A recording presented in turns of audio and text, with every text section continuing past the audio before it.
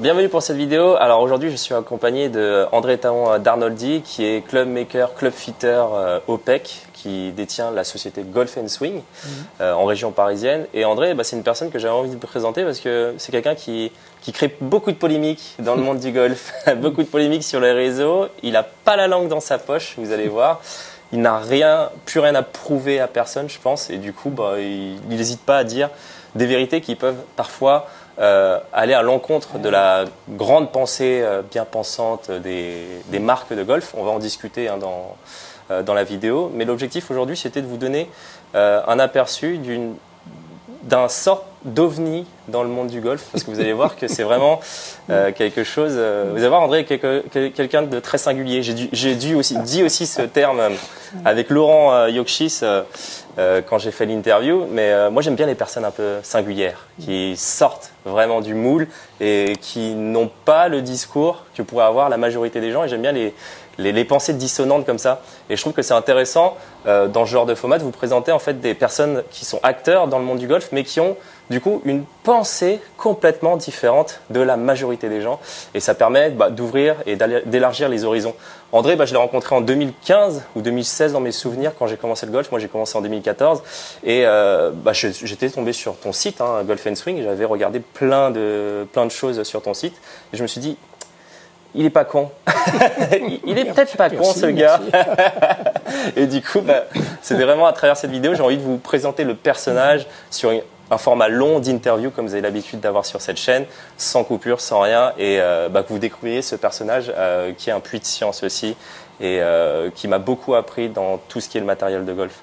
Du coup, André, je te laisse la parole. Moi, j'aimerais déjà, dans un premier temps, savoir qu'est-ce que le golf représente pour toi? Comment t'en es arrivé à faire ça? Parce que maintenant que tu as 71 ans, je crois, c'est ça? Oh là là, 71, j'aimerais bien 78 et demi. Oh, 78. Je t'avais rencontré quand tu avais peut-être 71, 78 ans.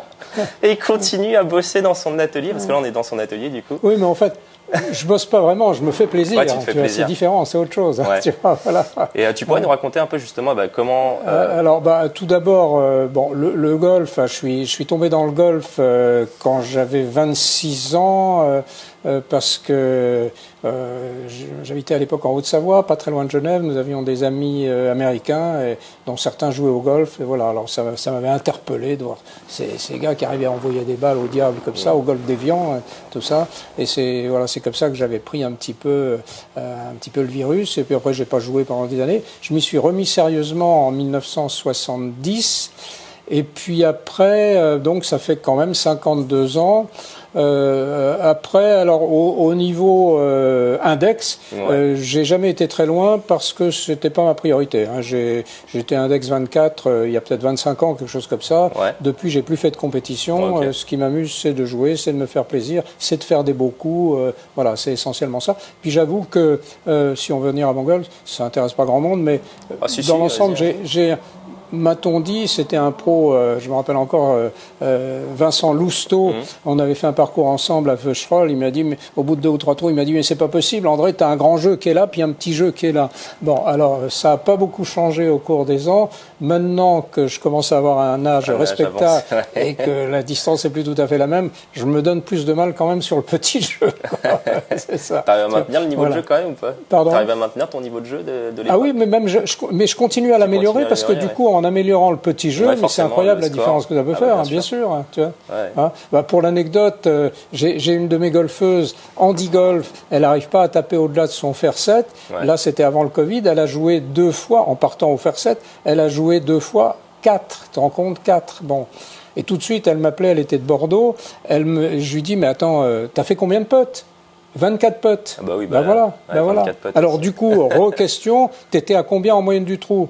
Alors elle est rigoureuse, c'est pas les moyennes qui intéressent, c'est les chiffres exacts, mais c'est pas compliqué, entre 10 cm et 1m10. Ah bah elle a planté. Voilà. Donc tac, tac, tac, tac, tac, tac, tac, tac, et puis voilà. Et puis après, donc voilà, alors pour moi c'était vraiment une leçon, de même qu'une autre leçon allant dans le même sens, c'était celle de Dechambeau il y a 2 ans à Augusta, trou numéro 3, drive monumental comme il sait faire, il arrive sur le green, 300 et quelques mètres, quelque chose comme ça. Bon, les greens américains, ils sont grands, 3 putts, birdie, par. Ouais. Et longueur derrière. Longueur derrière, 70 mètres de moins, approche putt birdie. Ouais, et ça, c'est instructif. Hein. C'est d'autant plus instructif que on voit maintenant l'accent est toujours mis sur la distance. Eh ben non, la distance, ça fait pas tout. Hein. C'est sûr que si on a à la fois la distance et la précision, bah oui, c'est formidable. Mais pour beaucoup d'amateurs, ben là, c'est pas la distance qui va être fondamentale. Non, ça va être la régularité et la précision, hein, bien sûr. Hein, c'est ça. Mais après, au niveau professionnel, je suis quand même convaincu que la distance joue une part fondamentale actuellement dans le très haut niveau. Alors pas pour les amateurs, mais pour le très haut niveau. Non, avec, mais bien sûr. Avec le stroke gain, c'est une formule. Il y a une chose auquel les golfeurs pensent pas suffisamment, à mon avis, c'est que si tu fais une fois sur deux approche putt, tu joues quand même 9, bien tu sûr, vois. Hein, bien sûr. Et ce qui est pas si mal, tu vois, c'est ça. Non, pour les amateurs, je suis d'accord. Pour le monde professionnel, il y a ce qu'on appelle le stroke gain. Juste pour l'info, en gros, le stroke gain, c'est le gain de nombre de coups par rapport au champ de joueurs. Et le driving commence à avoir une place fondamentale. C'est pour ça que vous voyez tous les joueurs qui commencent à frapper très fort. Alors, cela dit, c'est vrai, honnêtement, ici, que c'est pas le monde professionnel qui m'intéresse. C'est pas du tout ma cible, mais absolument pas. C'est un autre monde, ça. Moi, je m'intéresse à l'amateur qui a envie, avant tout, de se faire plaisir. Je pense que ça, c'est le plus pas nécessairement d'être le champion du monde dans sa région, dans son club, etc. De se faire plaisir. On va en parler d'ailleurs de comment ils vont pouvoir se faire plaisir à travers ce que toi tu peux leur proposer dans le golf. Mais avant, tu pourrais nous expliquer un peu ton parcours professionnel avant d'arriver au club making. En fait, moi j'aimerais comprendre le cheminement parce qu'on n'a jamais vraiment discuté. Enfin, je sais que tu as été dans l'armée, etc. Mais j'aimerais bien un petit détail précis de ton parcours, plus qu'est-ce que tu faisais avant. Et comment t'es arrivé au golf et comment t'es arrivé au club making. C'est vrai que ça peut, c'est quoi le cheminement. On peut se poser la question.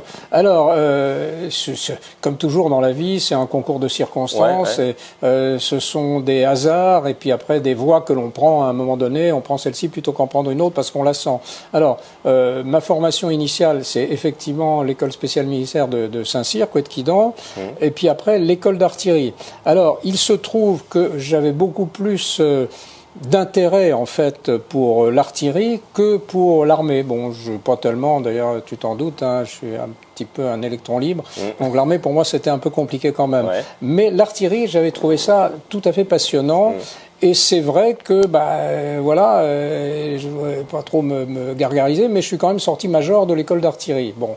Et donc, j'ai toujours eu ce goût pour la balistique et tout ce qui allait avec. Et encore maintenant, dans mon métier, ce que j'ai appris à l'école d'artillerie, notamment dans les procédés d'analyse, m'est toujours utile. Alors, l'artillerie de l'époque, elle n'avait rien à voir avec ce qu'on peut voir maintenant en Ukraine. Maintenant, tout est guidé, etc. Et tout. Là, moi, l'artillerie de l'époque, c'était balistique, comme les balles. C'est parti, puis après, on fait plus rien. Ça va où ça arrive. Et si les paramètres de départ sont bons, notamment l'angle d'envol, c'est-à-dire le loft, notamment la vitesse de l'obus, c'est-à-dire la vitesse de swing, et ben, si les paramètres sont bons, le résultat sera bon. Et puis après, une autre chose qui est déterminante dans l'artillerie de l'époque, c'était la dispersion des coups sur l'objectif. C'est fondamental, c'est ça. Dans le golf, c'est pareil. Voilà. Alors, ce sont des données dont on parle assez rarement, mais pour moi, ça m'a énormément aidé, puis j'ai trouvé toujours ça très intéressant. Alors, j'avais ça derrière la tête. Après ça, j'ai quitté l'armée assez tôt. J'ai fait toute une carrière dans l'industrie. Je me suis retrouvé dirigeant d'une filiale d'un groupe anglais dans l'agroalimentaire. Rien à voir. Tu as fait une parenthèse dans ta vie. Voilà, alors là, ça n'avait absolument rien à voir. Ça a quand même marqué ma carrière puisque c'était une société britannique et donc j'ai eu l'habitude de travailler avec des Anglais. Bon, et puis plus tard, donc ouverture vers les Américains, etc. Et ça a été quelque chose d'assez important également.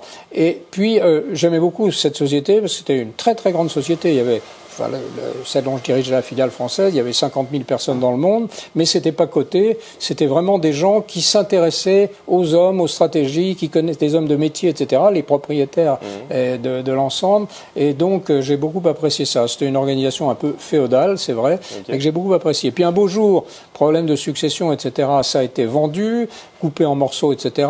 La société que je dirigeais a été vendue à un concurrent, évidemment, moi j'ai dégagé, forcément, et je me suis dit, qu'est-ce que je fais ? j'avais 50 ans passés, je me suis dit, à cet âge-là, un gars qui a 50 ans, oui, oui, c'est ça, oui. À cet âge-là, un gars qui a dirigé, qui était patron tout seul dans son royaume pendant des années, on n'arrivera jamais à rien en faire. Rien en faire. Donc je me suis dit, c'est pas la peine que je cherche à me faire embaucher quelque part.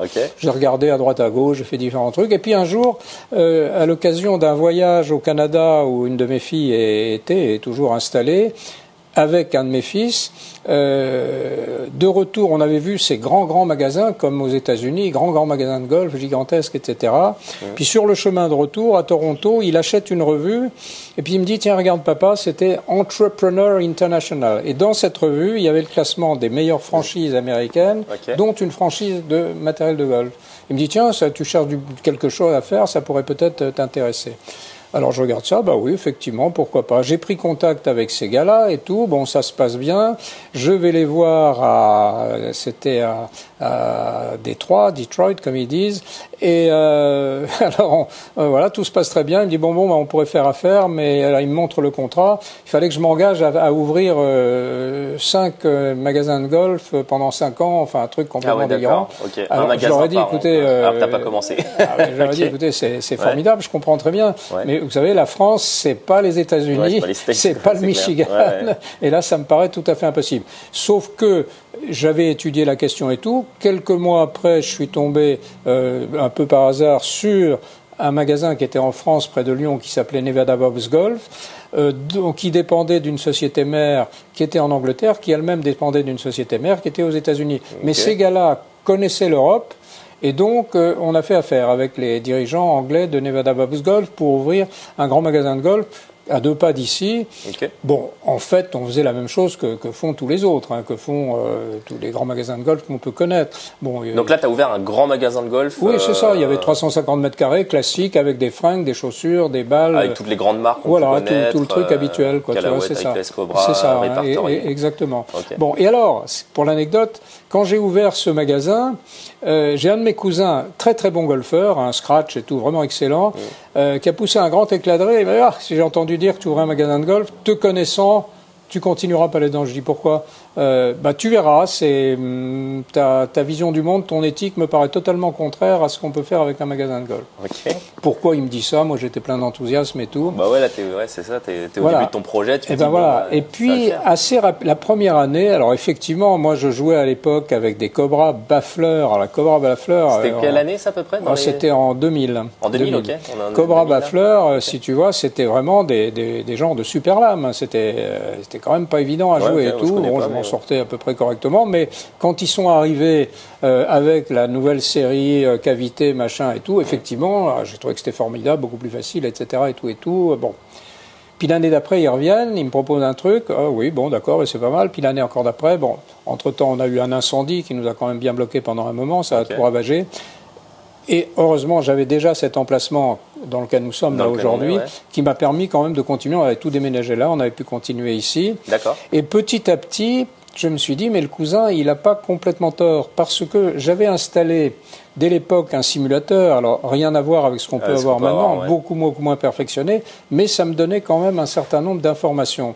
Et je voyais bien que ce soit les golfeurs que j'équipais ou moi, finalement, ça faisait pas grosse différence entre les clubs qu'ils avaient avant et ceux qu'on faisait après et ceux qu'on annonçait chaque année. Moi, ceux qu'on annonçait chaque année, il me fallait 15 jours, 3 semaines pour m'habituer au printemps, puis après, je jouais pas mieux qu'avant. Donc, je me suis dit, il y a un problème. Il y a un problème, je peux pas continuer comme ça et aller raconter chaque année que c'est mieux que l'année d'avant, etc. Or, et là, c'est une digression importante, dans ce métier, si tu as un magasin de matériel de golf, tu es obligé de faire en sorte que tes golfeurs viennent régulièrement pour renouveler leur matériel. Et pour les marques qui sont derrière, c'est pareil. Pourquoi ? Eh bien, c'est tout simple. Alors, le golf n'est pas un secteur en croissance exponentielle comme peut-être la téléphonie ou l'informatique ou des métiers de ce genre. Bien sûr. La croissance moyenne, c'est 3%. Il y a des moments où il y a eu des grosses, par exemple 2008, des grosses chutes. Après, ça reprend. Enfin, pour des financiers, c'est pas absolument merveilleux. Alors, quelle est la seule façon de pouvoir faire mieux? C'est d'accélérer la rotation du matériel. Et pour un magasin, c'est pareil. Tu as un magasin, tu viens de l'ouvrir. Au bout d'aller 1 an, 18 mois, tu as pris ta part de marché localement. Bon. Qu'est-ce que tu peux faire après? baisser les prix pour dire je fais des promos et tout, bah les copains à droite ils vont faire la même chose, tous les prix baissent, t'es pas plus avancé que ça, terminé. Ouais, bon. Donc c'est pas la solution. Donc là de nouveau, seule solution, pousser les golfeurs à renouveler. Et ça, c'est vrai que ça ne me plaisait pas parce que je trouvais que franchement ça n'aidait pas vraiment les golfeurs. Parce qu'au final, les grandes marques renouvellent quand même tous les ans. Mais voilà, mais pour cette raison-là, mais c'est pour cette raison-là, parce que s'ils arrêtent de faire ça, imagine, tu rentres dans un magasin de golf, le magasin classique où on vend tout le reste, les balles, les chaussures, les sacs, etc. La marge brute du magasin sur le matériel de golf, c'est pas loin de 50%. Bon, donc si cette marge brute n'est plus là parce que les gars ne renouvellent plus leur matériel, eh ben t'es très mal. C'est pas avec tout le reste que tu vas pouvoir faire vivre ta boutique, payer tes vendeurs, payer ton loyer, etc., etc. C'est les clubs qui font vraiment vivre la boutique. Oui, c'est le plus gros morceau, c'est les clubs, c'est ça. Donc voilà. Et ça ne me plaisait pas. Donc j'ai cherché s'il existait autre chose. En France, il y avait rien, il y avait aucune formation, il y avait rien. J'ai été m'intéresser à ce qui se passait en Angleterre, et là j'ai trouvé une formation qui était l'émanation d'un groupe anglais qui s'appelait Golfwork, je crois, oui c'est ça. Et alors j'ai été là-bas, j'ai suivi le séminaire. C'était intéressant, mais c'était essentiellement du montage, tu vois, un bon montage, précis, pas de méthode particulière, mais voilà, un apprentissage à un montage précis et régulier. Intéressant, mais c'était pas ce que je cherchais. Moi, ce que je cherchais, c'est comment est-ce que je peux déterminer les caractéristiques des clubs qui vont optimiser le jeu du golfeur. Et là-dessus, il y avait rien. Et puis après, une fois qu'on a les caractéristiques, comment le monter? Là, oui, et ça, il te montrait comment monter. Mais il n'y avait rien sur cette phase absolument essentielle pour moi qui était là. Comment je fais l'ordonnance, en quelque sorte. C'est ça. Tu vois, on sait prescrire les médicaments, mais on ne sait pas la faire. Pardon? Ouais, tu sais prescrire les médicaments, mais tu sais pas comment faire l'ordonnance. Oui, tu sais pas, pourquoi je ferais ça, pourquoi je mets telle lobe, pourquoi je mets telle longueur, pourquoi je mets tel club, etc., etc. Il n'y avait rien là-dessus. Mais alors, à l'occasion de ce séminaire, comme dans tous les bons séminaires, le soir, on était 6 à peu près, plus l'enseignant, qui était un garçon tout à fait sympathique et intéressant. On parlait de choses et d'autres, et c'est à ce moment-là que j'ai entendu parler d'un monsieur aux États-Unis, dont pour le premier temps, j'ai pas du tout compris le nom. C'était en fait, c'était Tom Wishon. Et ce monsieur préconisait deux choses qui m'ont interpellé. D'une part, un réglage des clubs en moment d'inertie et non pas en swing weight, c'est-à-dire le moment d'inertie, c'est un équilibrage. Qu'est-ce que tu vas chercher? Attends, Vas-y, essaie de le montrer à la caméra. Et oui, c'est un équilibrage. Tu as le moment d'inertie, il va prendre en considération le fait que le club il tourne autour des poignets. Voilà. Alors que le swing weight, c'est uniquement une pesée statique, un équilibre statique, c'est ça, où ils ont tous le même équilibre statique. Bon. Et là, moi, j'étais choqué par ça, parce que alors c'était peut-être l'artilleur derrière, tu vois, avec mes réflexions là-dessus, en balistique, je me disais, mais enfin, comment peut-on régler un engin balistique de façon statique alors qu'il est destiné à être très dynamique. Donc, tu vois, ça m'interpellait. Bon. Et là, effectivement, ce monsieur proposait un réglage dynamique en moment d'inertie. Ça m'a dit, je me suis dit, tiens, ça c'est pas mal. Et puis, il y avait une autre chose également qui m'a interpellé, c'est que justement, Tom Wishon proposait. Je crois qu'il y a coupure. Il quitte la caméra. Il y va. Un petit schéma que je le prendrai en photo celui-là pour montrer aux téléspectateurs. Mais tu vois, il proposait ici les clubs de golf, ils ont une courbure importante dans ce sens, et puis ils en ont une autre dans ce sens-là. Et il y a le bulge et le roll. Bon, voilà.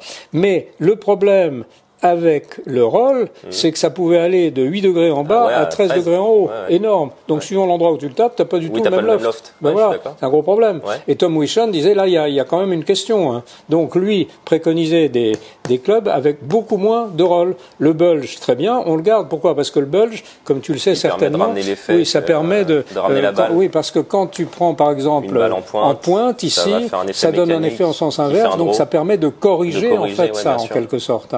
Mais le roll, à quoi ça sert? Alors pourquoi on faisait ça? On faisait ça parce qu'on l'avait toujours fait. Parce que le golf est comme tu sais, c'est très traditionnaliste. Les bois et les drivers en bois, etc., ils avaient ces courbures, puis c'est plus agréable à l'œil, c'est vrai, c'est moins un truc vertical. Ouais, moins vertical, du coup on a l'impression que c'est peut-être plus ouvert. Voilà. Et donc on a continué après, puis on s'est aperçu, en faisant des études, oui... le roll n'a pas trop d'utilité de l'augmenter autant, d'avoir autant de roll. Le bull, c'est intéressant, puis le roll, il était là, on va le garder parce que c'est plus joli. Okay. Et d'ailleurs, dans un premier temps, Tom Wichon avait commencé à faire des drivers complètement sans aucun roll, mais il est revenu en arrière parce que c'était choquant à l'adresse. Tu vois ta face comme ça, voilà. Mais il y en a beaucoup moins que sur les drivers traditionnels. Alors du coup, c'est ça ce qui m'a interpellé. J'ai pris contact avec lui. On a échangé comme ça par mail, par téléphone, etc. pendant un certain temps. Et puis finalement, j'ai décidé d'aller le voir à Durango dans le Colorado. Alors c'est une vraie expédition parce que c'est Paris. Francfort, Denver, Durango. Et Denver, Durango, c'est un petit coucou bimoteur, tu vois, au-dessus des Rocheuses. T'es secoué au maximum, d'autant plus qu'il y avait une tempête de neige. Et à l'arrivée, il y avait plus d'1 mètre de neige. Et en plus, on avait annoncé 5 minutes avant l'arrivée que ma valise était restée à Francfort. Voilà. Mais ça a été très positif parce que j'avais prévu de rester 48 heures pour discuter un peu avec Tom Wichon. Moi, encore, je suis resté une semaine et j'ai appris beaucoup de choses. Alors, en rentrant, j'ai réfléchi, puis en rentrant, j'en ai parlé avec un de mes fils qui travaillait avec moi dans le magasin, et je lui ai dit, tiens, qu'est-ce que tu en penses, voilà ce que j'ai vu, etc. Parce que, à la suite de mon premier stage en Angleterre, j'étais pas convaincu. Je me suis dit, j'apporte pas vraiment quelque chose de fondamentalement différent. Mais là, c'était différent. Donc j'ai dit, qu'est-ce que t'en penses? On pourrait peut-être essayer. Et puis si on fait 5% de notre chiffre, ça veut dire qu'il y a peut-être quelque chose. Et puis si on fait plus, c'est qu'il y a vraiment quelque chose. Et dès la première année, on a fait 40%. Donc tu proposais quoi en fait à cette époque? T'as vu Tom Wichon une semaine? J'ai vu Tom Wichon, et puis à ce moment-là, t'avais toujours les grandes marques à ce moment-là. J'avais toujours les grandes marques, bien sûr. Tu proposais quoi? Je proposais en plus dans un coin les clubs Wichon montés sur mesure, etc. D'accord. Après, t'as proposé les Tom Wichon à côté, en parallèle avec toutes les grandes marques. Voilà, c'est ça. Il y a eu une transition quand même. Il n'y a pas eu un moment où mais si, il y a eu un moment comme ça, mais je pouvais pas faire autrement parce que j'avais ce magasin. Tu devais survivre. Il fallait bien, mais c'est vrai que c'était carrément incompatible en quelque sorte. Ouais, bien sûr, c'était incompatible, mais du coup, t'as quand même eu parce que cette transition. T'es dans un magasin, t'as TaylorMade, Callaway, machin, etc. Et après, t'as Tom Wichon. Et puis t'as Wichon dans des têtes dans un coin séparé. Le golfeur est bon. Alors ça, oui, c'est bien, Callaway. Oui, c'est formidable et tout. Et puis ça, c'est bien, les têtes, machin. Oui, c'est très bien. Ils comprennent pas, les gars. Les premières années, combien de pourcentage du chiffre d'affaires t'as réalisé avec la partie La première année, on a fait 40%, tu vois. Du chiffre d'affaires de la boutique, du chiffre d'affaires des clubs, en tout cas. Des clubs, bien sûr. Oui, tu vois, donc donc là, du coup, je me suis dit, il y a vraiment un truc là. Il y a vraiment une demande latente, non exprimée, mais latente. Mais pourquoi non exprimée? Parce que comme il n'y avait pas d'offre, il n'y avait pas de demande, les gens savaient pas que ça existait. C'est ça, parce que même là, je pense actuellement, vous qui regardez la vidéo, je pense que vous voyez à peu près Tom Wichon, Malby, KZG, etc., toutes les marques un peu exotiques qui n'existent pas sur le grand marché. Mais à l'époque, ça devait être quand même assez atypique pour le coup. Il n'y avait pas toutes ces informations, il n'y avait pas Internet, il n'y avait pas tout ça. Donc en fait, connaître Tom Wichon, parce que là tu me parles, c'était les années 2000 à peu près. 2000, oui, j'ai été le voir en 2006 en fait. En 2006, même 2006, la démocratisation des marques comme ça. Il y avait très peu de choses, bien sûr, très peu de choses, c'est ça. Et tu as quand même réussi à t'as senti qu'il y avait vraiment une demande. Alors c'est vrai que ce qui m'a beaucoup aidé dans le démarrage de tout ça, c'est que, puis alors dès que j'ai pu, j'ai totalement arrêté le grand magasin avec tout le bazar qui allait avec pour ne faire plus que ça. C'est-à-dire que comme tu as vu ici, je ne vends absolument rien d'autre que des clubs de golf que j'ai assemblés. Oui, bien sûr. Et tu verras pas un seul club direct à prendre dans le rayon que tu peux emmener chez toi à la maison. Ça n'existe pas. Et alors on a quelques balles. Bon, les balles qu'on a, c'est toujours, j'en suis ravi parce que dès le début j'avais sélectionné Bridgestone, qui est quand même une balle remarquable et très en vue. Je dirais, tu as des grands joueurs qui jouent ça, Tiger, Lexi Thompson et d'autres, tu vois, c'est ça. Et on fait ça nous depuis toujours. Mais ça sert plutôt de petits cadeaux, des choses comme ça et tout. Et puis ça nous sert à nous aussi pour jouer au golf. Donc là on est en 2006, bam, tu fais 40% de ton chiffre d'affaires un an après. Tu te rends compte que là il y a un truc à faire. Qu'est-ce que tu décides à ce moment-là? À ce moment-là, je décide dès que je peux d'arrêter le magasin, mais manque de chance, comme il y avait eu cet incendie. Là, on était au début d'un 369 et donc j'ai dû me payer encore 2 ans avec tout le bazar. J'ai perdu beaucoup d'argent à ce moment-là pour fermer tout ça, pour ralentir. etc., pour brader, etc., etc. Et puis alors, j'ai eu des expériences intéressantes. Je me rappelle, alors toujours, ça qui est intéressant, parce que notre clientèle, c'est uniquement des golfeurs qui réfléchissent. Je me rappelle notamment un monsieur qui était venu pour acheter une série Callaway, il voulait ça comme ci, comme ça. Puis il regarde, il était curieux, il me dit, mais ça, qu'est-ce que c'est? C'est du Wishon. Et mais vous faites quoi avec ça? Je connais pas, etc. Alors je lui explique un petit peu. Et manifestement, le gars, sur le plan technique, il captait. Hein. Ouais. Et il me dit, écoutez, oui, bah, ça m'intéresse et tout. Bon, alors nous voilà, on décide de partir avec lui sur une série sur mesure Wishon. Et puis j'étais quand même interpellé par son approche et je lui dis, mais en fait, si vous me permettez, qu'est-ce que vous faites dans la vie? C'est quoi votre métier? Vous avez fait quoi? Il me dit, bah, je suis le président de Valourec, tu vois, c'est quand même pas rien. Valourec, c'était une grosse société cotée en bourse. Okay. Je dis, ah oui, bon, d'accord. Donc, je lui dis, bah, donc, vous êtes ingénieur, vous avez fait Polytechnique. Alors, il me dit, oui, j'ai fait Polytechnique. Bon, être ingénieur, c'est autre chose, parce que Polytechnique et ingénieur, c'est un peu particulier. Bon, ce qui est vrai, j'ai une fille qui a fait Polytechnique. C'est un peu spécial, hein, les polytechniciens. Bon, voilà. Je connais pas du tout, mais donc, voilà. Mais tout ça pour te dire que cet homme-là, immédiatement, s'est dit, tiens, il y a quelque chose d'intéressant. Et j'en ai eu plusieurs, si tu veux, dans ce sens. Hein, voilà. Et donc, à partir de ce moment-là, eh ben, on a arrêté là-bas, on a réaménagé complètement ici du coup, on s'est installé. Et comme tu connais, c'est parfaitement bien adapté parce qu'on a cette salle-ci dans laquelle on a le Trackman, on a un atelier, on a un accueil, on a un bureau, on a un petit local de stockage. Et puis, depuis un an, on a équipé un deuxième atelier parce que quand même on a une activité assez importante. Donc on a équipé un deuxième atelier avec un monsieur qui est très bien, qui est un Ukrainien, qui est très très astucieux, qui trouve toujours des solutions pour toutes sortes de choses. C'est lui qui a créé le deuxième atelier, c'est ça? Oui, c'est ça. Oui. C'est lui qui l'a construit littéralement. On l'a équipé. Je vous montre les images là. Alors là, Alex qui travaille avec moi depuis pratiquement 15 ans, a gardé son atelier parce que je me suis dit si on a deux gars dans le même atelier, ça va pas bien se passer. Ça va pas le faire. Donc on a gardé le premier atelier, on a ouvert le deuxième atelier et puis voilà. Donc l'aventure Golf & Swing, elle commence quand exactement? En 2006. 2006. Oui, 2006, ça fait 16 ans, tu vois. Ça fait 16 ans. Au mois de mars de cette année, ça fait 16 ans, tu vois. Et tu as commencé avec Alex directement? Tu étais tout seul? J'ai commencé, Alex, il est arrivé, il avait un petit peu travaillé avant chez nous, comme ça, pour une petite période, il cherchait un boulot.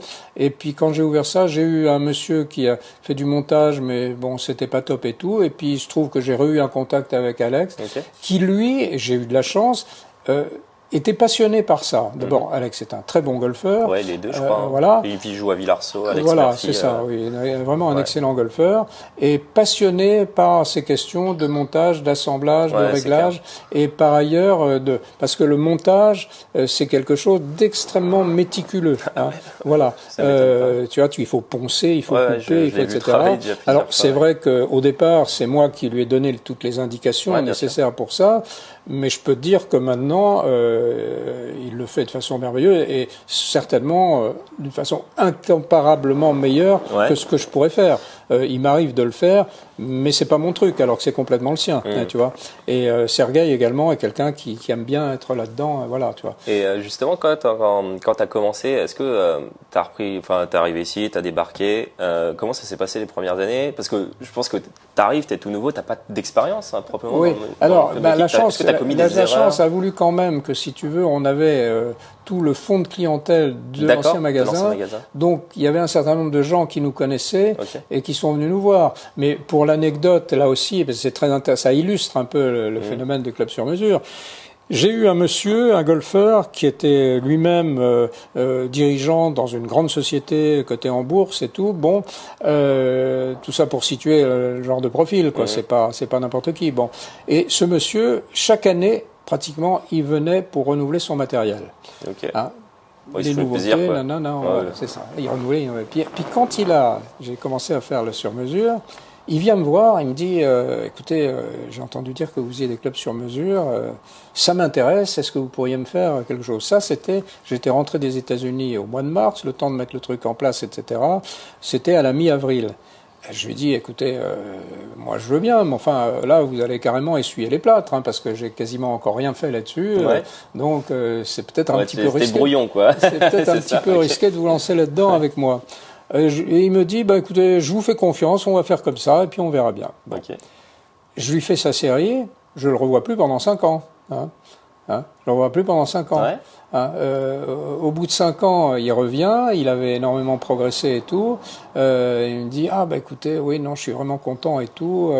Est-ce que vous pouvez pas maintenant, j'ai beaucoup aimé mon jeu, est-ce que vous pourriez me faire une belle série forgée, plus voilà, plus pointue, etc., etc. Ben, pourquoi pas et tout. Je lui fais ça et puis je l'ai plus revu pendant encore 5 ans. Voilà. Donc il renouvelait plus son matériel. Bon. Alors c'est intéressant parce que j'ai envie de rebondir sur ce que tu disais tout à l'heure, c'est que les boutiques traditionnelles renouvellent enfin les marques plutôt renouvellent leur gamme tous les ans. Toi, comment tu fais en termes de business model pour vivre? Parce que en gros, les personnes qui viennent chez toi, bah typiquement moi les clubs, les Sterling, je les joue depuis je sais pas combien de temps. Oui, non. Mais tu as raison. Comment tu fais toi pour... Mais alors ça rejoint, si tu veux, un des fondamentaux de notre métier pour montrer combien il est différent du métier de propriétaire d'un magasin. Ouais. Quand tu es propriétaire d'un magasin, tu es content et tu félicites tes vendeurs, tu leur donnes des primes éventuellement, quand tes golfeurs reviennent régulièrement pour renouveler leur matériel. Chez nous, c'est l'inverse. Nous, on est content quand ils ne reviennent pas, ou pour vérifier leur lie, ou pour changer leur grille, etc.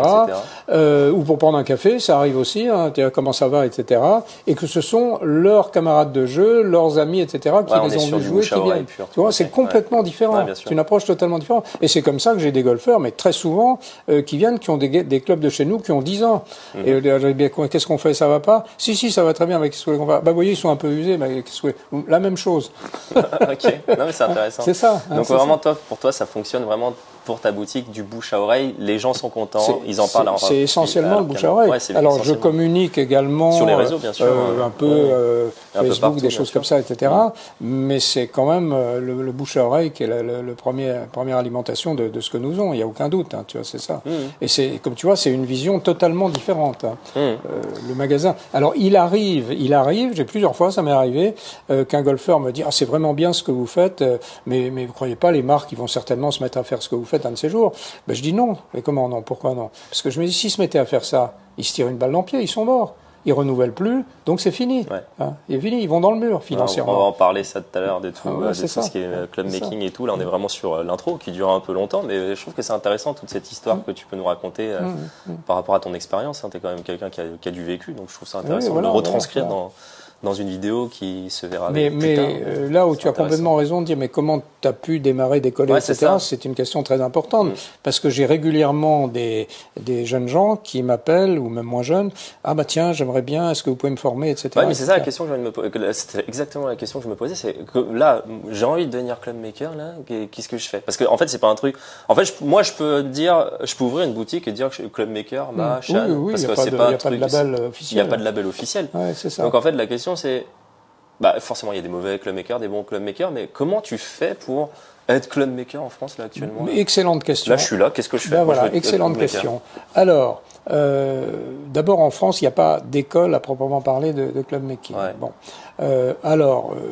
Ceux qui l'ont fait, qui sont à peu près arrivés, ça a été un petit peu par compagnonnage avec un club maker qui est de bonne réputation, etc., etc. Mais d'une façon générale, si tu veux, les personnes qui m'appellent, alors j'en ai formé au départ avec Alex, au montage ou à l'analyse, etc. Ils se sont quasiment tous plantés.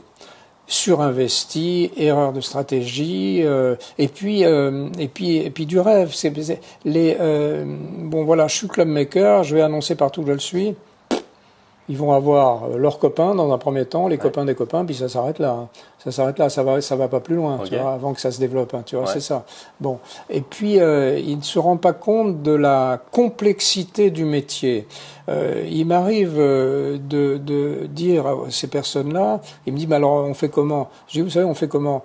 Moi, je peux vous écrire un petit opuscule d'environ 100-120 pages pour vous dire tout ce qu'il faut faire. Ouais. Mais en me donnant un peu de mal, je pourrais probablement faire la même chose pour vous dire comment il faut jouer du violon, vous voyez. Puis après, vous prenez le violon, puis vous voyez avec ce qui se passe. Hein, tu vois? Ouais, ça marche pas. Ça marche pas. Ouais, ça marche pas. Okay. Ça marche pas. Alors, dans ce métier-là, certes, il y a des procédures, Ouais. il y a des fondamentaux théoriques qui vont te guider dans ce que tu vas faire, dans l'analyse, dans le montage, etc. Et puis après, il y a l'expérience. Et ça, c'est absolument fondamental. Ouais, je suis d'accord. Quand je te parle de l'analyse, tu prends par exemple l'analyse, tu me poses une question à un moment donné, le shaft, tu fais comment? Le shaft, ça dépend de l'analyse que tu vas faire du swing du golfeur.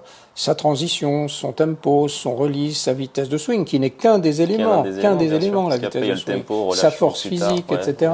Bon, tu peux avoir la même vitesse en bas sur la balle et pas du tout, le même swing, bien sûr. Voilà, ça sera pas le même shaft. Ça sera pas le même shaft. Bon, alors tu as tout ça, mais après, une fois que tu as fait cette analyse, tu te dis bon, c'est comment? Alors ton golfeur, tu le sens ou tu le sens pas. Ça paraît prétentieux de dire ça, mais il arrive un moment, si tu connais le métier, où tu te dis là, ça y est, c'est bon. Pourquoi? Parce que on est là, j'observe, etc. Et tu sens que le golfeur, il est bien, il est heureux. Non, je pense que c'est comme dans mon métier. Enfin, quand t'es prof de golf, tu vois le truc. Il y a un déclic. Tu peux pas l'expliquer. Il y a un déclic. C'est exactement. Tu sens qu'il a compris et qu'il s'est passé un truc. Ouais. Une sorte de feeling, je comprends ce que tu veux dire. Et tu peux pas l'expliquer. Et il y a rien de plus. Mais ça, je le vois. Et depuis, je veux dire relativement peu de temps. Enfin, en tout cas, de plus en plus. Si tu veux, il m'arrive quand même du premier coup de dire, je fais le montage, tac, tac, tac, c'est ça. Alors, une fois que j'ai fait ça, quand même après, je vais aller plus loin, et puis je vais dire, attendez, on va quand même essayer ceci, cela, et hop, on revient au premier. Alors, quand tu as fait ton premier montage, et puis qu'en conclusion, c'est une énorme satisfaction.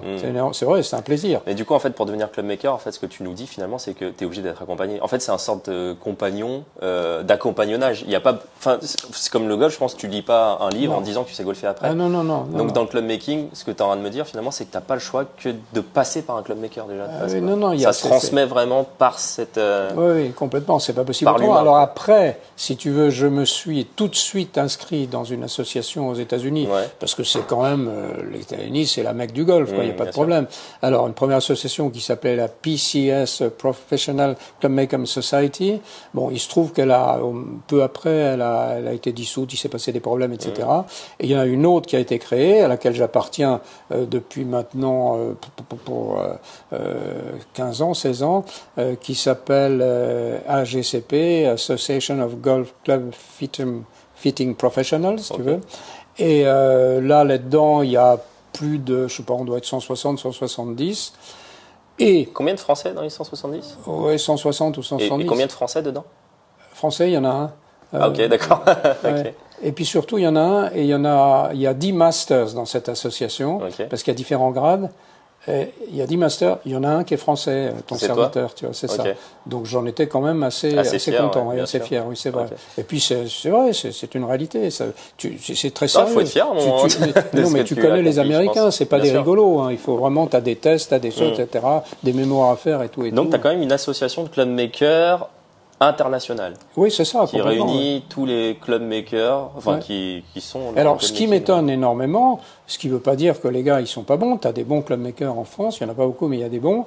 Mais ce qui m'étonne énormément, c'est que, mais comment ils font pour enrichir leur savoir?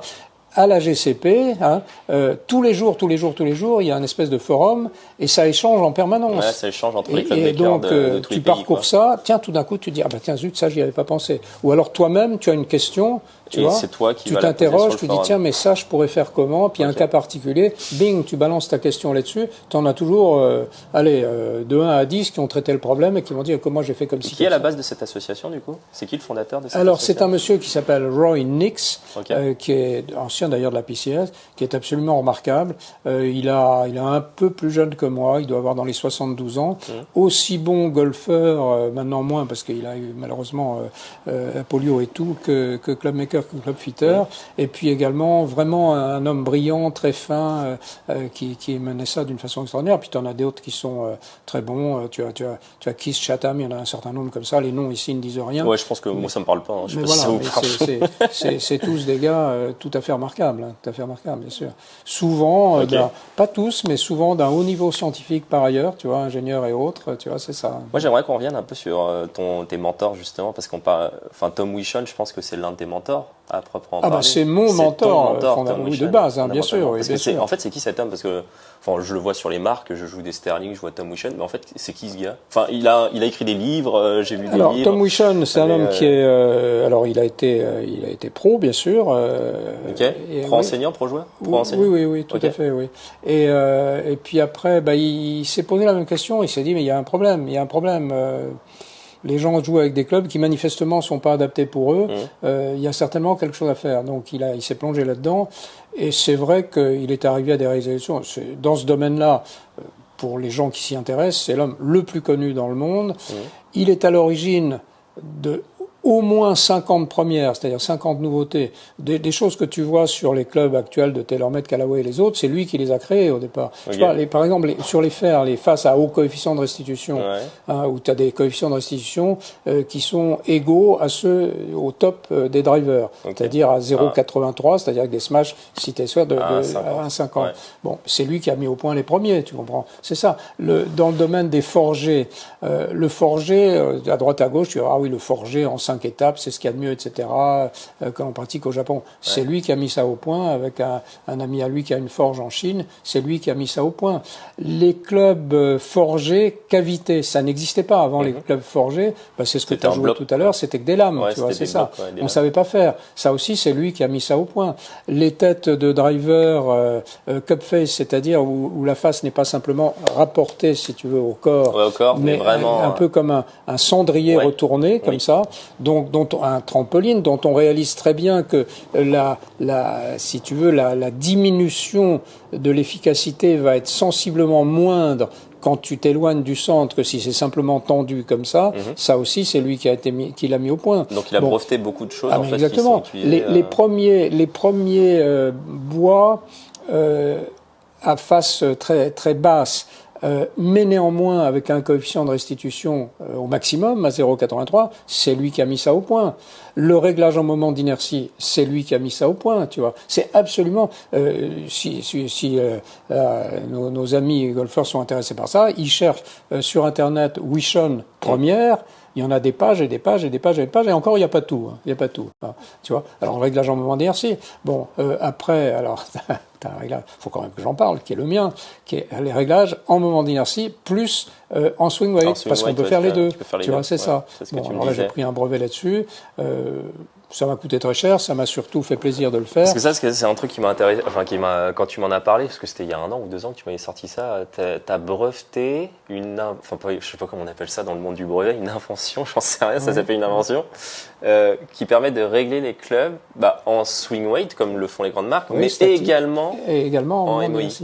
Okay. Oui. Alors c'est très intéressant. Alors, pourquoi j'ai fait ça? Parce que, si tu veux, je constate. Alors, dans l'ensemble, nous, c'est toujours réglé en moment d'inertie. Oui, de toute façon, quoi qu'il arrive, c'est toujours réglé en moment d'inertie. Ah ouais, je reprécise pour ceux qui sont un peu perdus, parce que, je pense que c'est un peu technique pour. J'imagine juste la personne qui regarde la vidéo. Si elle commence le golf, je pense qu'elle va être morte en termes d'infos. Non, mais c'est ça. Mais c'est pour ça que je tiens quand même à préciser. Mais les marques capitalisent là-dessus. C'est que les gars, ils comprennent rien, donc. Du coup, je veux juste qu'on reprécise. Le moment d'inertie, en fait, c'est un réglage qui permet. C'est la résistance à la rotation, si tu veux, d'un mobile, c'est-à-dire la tête du club, qui tourne autour d'un axe, qui sont les poignets. Mais puis c'est tout le long, parce que dans un premier temps, ça tourne autour des épaules, puis au moment crucial, qui est le release, le relâchement, ça tourne autour des poignets. Donc l'objectif du MOI, en fait, c'est d'avoir toujours la même sensation, et la même force en permanence. Voilà. Parce que sur les réglages, en fait, en swing weight, c'est pas ça. Tu peux me reprendre si je corrige, mais en gros, les réglages qui sont en swing weight et non en MOI, vous pouvez peut-être le sentir quand vous avez des clubs qui sont réglés en swing weight, c'est que vous sentez le même poids quand vous êtes à l'adresse parce qu'ils sont réglés en swing weight, mais quand vous swingez le club, par exemple un fer 9 ou un fer 5, vous allez sentir un truc bizarre au fer 5 que l'équilibrage n'est pas pareil dans la dynamique que par rapport au fer 9. Et tu as tout à fait raison, le swing weight, tu vas le sentir ici à l'adresse, puis tu vas le sentir, tu as des gars qui s'arrêtent en haut pour peser, là oui, à l'arrêt. Alors que le MOI, c'est plus dans l'ensemble, dans le mouvement et sentir la dynamique équilibrée le mouvement le MOI, pour l'illustrer, c'est ce qui fait qu'une patineuse qui serre les coudes, elle va tourner très vite. Si elle les écarte, elle tourne plus lentement. Exactement. Et puis si elle ouvre ses bras que d'un côté, elle se casse la figure. Exactement. Tu vois. Donc le réglage en MOI, pour que vous compreniez, si on synthétise la chose de tout ce qu'on vient de dire, c'est un réglage dynamique qui nous permet d'avoir la même sensation sur tous nos clubs. Alors qu'un swing weight va être un réglage statique qui va nous permettre d'avoir la même sensation à la statique ou au sommet en position statique. Alors, ça, c'est dans la partie, je dirais, balistique, au moment du mouvement, etc. Mais tu as d'autres réglages qui conduisent à avoir les mêmes sensations, qui sont les réglages des shafts. Parce que les shafts, à l'intérieur d'une botte de shaft, qui sont théoriquement les mêmes, en fait, ils sont tous peu ou prou différents. Donc nous, on va tous les analyser un par un, et puis on va les régler, et puis les assembler en fonction de ce qu'on appelle le profil, tu comprends? Bien sûr. Et ça, c'est très important, ça contribue à donner les mêmes sensations. Quand on te parle, on déborde un petit peu, mais quand on... non, vas-y, c'est intéressant. Enfin, moi, quand on te parle du flex dans les magasins et ailleurs, flex, le flex, c'est uniquement la flexibilité à la poignée ici. Okay. Mais ça ne s'arrête pas là, hein, la flexibilité. Un club, il a une flexibilité qui va varier. Qui va varier en fait en fonction tout le long de sa portée. Tout le long de sa portée, c'est ce qu'on appelle la fréquence au final. Mais oui, mais c'est ça. Ça se mesure en fréquence. Ça se mesure en fréquence. Et si tu veux, ça va se... Voilà, hein, ça, le flex, par exemple ici, tu en as 2 en haut puis 2 en bas, ils ont le même flex à la poignée. Mais ils n'ont pas du tout le même profil après. Bien sûr. Et bien, ça ne sera pas pour les mêmes golfeurs. Exactement. Tu vois, voilà. Alors si je résume aussi, là c'est pour expliquer, j'essaie de synthétiser pour que les personnes, enfin j'essaie de faire comprendre en tout cas la majorité de ce que tu dis, parce que c'est vachement complexe, mais pour synthétiser, tu me prends si j'ai tort, en gros on dit que dans les shafts il y a le A, il y a le R, il y a le S, mais en fait ce qu'il essaie de vous expliquer c'est que le stiff d'un shaft, les stiffs ne sont pas tous des stiffs, en fait ils sont, ils dépendent en fait. Comme il a dit sur la fréquence, en fait, il peut être stiff en haut et régular en bas et à flex. Tu vois, là, j'en ai 2, c'est super caractéristique. Tu vois, j'en ai 2 ici. Là, ces 2-là, ils ont exactement la même fréquence à la poignée. À la poignée. Et puis ici, il y en a un qui est beaucoup plus bas que l'autre, c'est-à-dire qu'il est plus souple. Et puis là, ça s'inverse. Tu vois. Oui, bien sûr. Ça sera pas du tout pour le même golfeur. Oui, bien sûr. Alors que les deux peuvent être estampillés stiff. Oui, c'est ça. Et alors, par ailleurs, il y a aussi un autre phénomène qui est que si tu veux, il n'y a pas de nomenclature officielle. Bien sûr. A, R, ça ne veut rien dire. Il y a une marque qui va dire mon A c'est celui-là, ça peut être le R de l'autre, etc. Ça ne veut rien dire. Bien sûr. Donc c'est quand même un problème. Oui, c'est sûr. Et d'où le fait d'avoir besoin de poser des chiffres et qui, du coup. Et alors nous, si tu veux, ce que nous faisons, c'est qu'effectivement, au-delà de ça, nous avons une méthodologie, là aussi mise au point par Tom Wichon, qui en fonction, et puis complétée par des gars de la GCP, etc., de façon très poussée, en fonction de la typologie du swing du golfeur, transition, tempo, lentement, rapide, etc., moment du release, vitesse de swing, capacité physique du golfeur, ça compte énormément. En fonction de tout ça, on va déterminer, à l'intérieur d'une base de données que l'on a, on va déterminer le ou les shafts qui, a priori, seraient les plus indiqués, tu vois. Et puis donc, une fois qu'on a déterminé ces shafts les plus indiqués, on peut chercher d'ailleurs dans tous les shafts de la création, ils sont tous référencés, tous analysés, etc. On dit tiens, celui-là, ça peut être pas mal. Et puis après, autour de celui-là, on va tester un petit peu plus, un petit peu moins à droite et à gauche pour arriver à l'optimum. Tu vas en revenir sur une donnée du coup que beaucoup de personnes parlent mais ne savent pas trop de quoi ils parlent. Au final, c'est le point de flexion. Ah oui, alors le point de flexion, je pensais que le point de flexion, ça, écoute, excuse-moi, ça fait quand même rigoler, le point de flexion. Enfin, moi, mais oui, non, mais c'est ça. Mais pourquoi? Mais ça fait partie de ces simplifications. Alors la simplification que j'explique, tu peux me reprendre aussi, j'ai tort. C'est en gros si vous avez un point de flexion, il y a des points de flexion qui existent sur un shaft, soi-disant, haut, bas, moyen, et ça va dépendre en fonction de comment on arrive à tordre le shaft. C'est ça, oui. Pour avoir des balles plus ou moins hautes. Alors, tout le moment on arrive à tordre, d'ailleurs, c'est au moment du release, essentiellement, oui. Sauf que, alors déjà, quand tu dis haut, moyen, bas, mais haut, ou, moyen, ou, et bas, ou. Oui, mais quoi, ça veut dire quoi? Ça veut dire quoi? Moyen, ou, bas, ou. Là, c'est toujours bas, c'est haut, c'est quoi ça? Déjà ça. Bien sûr. Hein, c'est totalement et du flou. coup, qu'est-ce que tu pourrais nous dire sur le point de flexion? Ça veut dire, c'est quoi? Alors le point de flexion, franchement, ça n'existe pas. Parce que quand tu vois, ça n'existe pas. Il y a une évolution continue du shaft, de la poignée à l'extrémité. Ouais. Il n'y a pas véritablement un point de cassure, ça n'existe pas, le point de cassure du point de flexion. Non, bien sûr. Mais c'est intéressant de le préciser parce que souvent on nous parle de point de flexion, on nous parle de régular, de stiff. Non, mais c'est ça. Donc là, c'est intéressant de comprendre alors cette notion, elle correspond néanmoins à quelque chose. Effectivement, suivant que tu as un point de flexion plus bas ou plus haut, ça veut dire que ton type, c'est-à-dire la partie à l'extrémité, est plus ou moins flexible, et donc ça aura une influence sur l'angle d'envol de la balle, mais uniquement si tu as pas mal de vitesse et un relâchement tardif. Oui. Et ça, on ne te le dit pas, parce que si tu n'as pas un relâchement tardif, ton shaft, si tu veux, au moment du release, il prend une énorme accélération, il va se courber vers l'avant. On appelle ça le bend. Ouais. Bon. Mais si tu n'as pas un release tardif et une certaine vitesse, tu relâches par exemple ici, entre le moment où ton shaft est là et le moment où il arrive là, même si c'est tordu ici, il va revenir tout droit en bas. Donc le point de flexion, ou l'équivalent, il n'aura servi à rien, tu vois, parce que ça revient tout droit. Donc, et très très souvent, si tu veux, c'est sans effet pour cette raison-là. Ouais, bien sûr. Voilà. Et ça n'aura vraiment un effet marqué que pour les gars qui, ont beaucoup de vitesse et qui, release tardivement. Au bon moment, tardivement. Sinon, il y en a peu qui relèvent tardivement. Oui, ça on le sait. Sinon, finalement, le point de flexion a très peu d'impact si on n'arrive pas à garder. Voilà. Je comprends. Mais la réalité, c'est pas un point de flexion, c'est un type. Donc une extrémité plus ou moins flexible. C'est ça essentiellement. Non, mais c'est intéressant, tu vois, d'en discuter de ça parce que c'est ça. Enfin, je pense que la majorité des gens n'ont pas ce référentiel-là, on va dire, ils vont dire haut, bas. Oui, mais en fait, et ça puis n'a pas ils grand n'ont sens. pas. Et puis, si tu veux, les gars qui les équipent n'ont pas les outils théoriques d'analyse de cela, n'ont pas les bases de données de comparaison des shafts, et donc forcément ne les utilisent pas ou ne savent pas les utiliser. Là, éventuellement, je pourrais t'en montrer, etc. Donc, la question qui me vient, c'est qu'est-ce qui t'empêcherait de travailler avec des grandes marques telles qu'Alawet, Cobra ou quoi que ce soit? Ils peuvent pas t'envoyer des têtes. Alors, et que deux choses, si tu veux, deux choses. Ces marques-là, en tout cas en Europe, ne vendent pas leurs têtes séparément. D'accord, c'est le club. Mais oui, mais on comprend pourquoi. Parce que si tu fais ça, tu donnes une prime au club maker. Tu dis ce qui compte vraiment, c'est le fitting et le club making, tu vois. Mais ça leur permettrait de vendre plus. Oui, mais enfin en même temps, si tu veux, c'est comme les produits génériques en médecine. Ça donne la prime au médecin sur le médicament, en quelque sorte. Ouais. Ce qui est important, c'est d'avoir la bonne prescription et pas ce qui est écrit dessus, tu comprends. Et donc ça les ennuie beaucoup. La marque à ce moment-là prend beaucoup moins d'importance, tu vois. Et ça évidemment, ça les gêne énormément. Alors aux États-Unis, pressés justement par le développement des club makers, ils commencent à le faire. Ils commencent à vendre leurs têtes séparément. Si ok. Les grandes marques commencent à le vendre aux États-Unis. Oui, tout à fait. Bon, France, et d'ailleurs, récemment en France, si tu veux, je sais pas si tu suis les publications de Laurent Agostini, qui est un monsieur intéressant. Il se donne beaucoup de mal pour analyser tout ce qui se passe, etc. Ouais.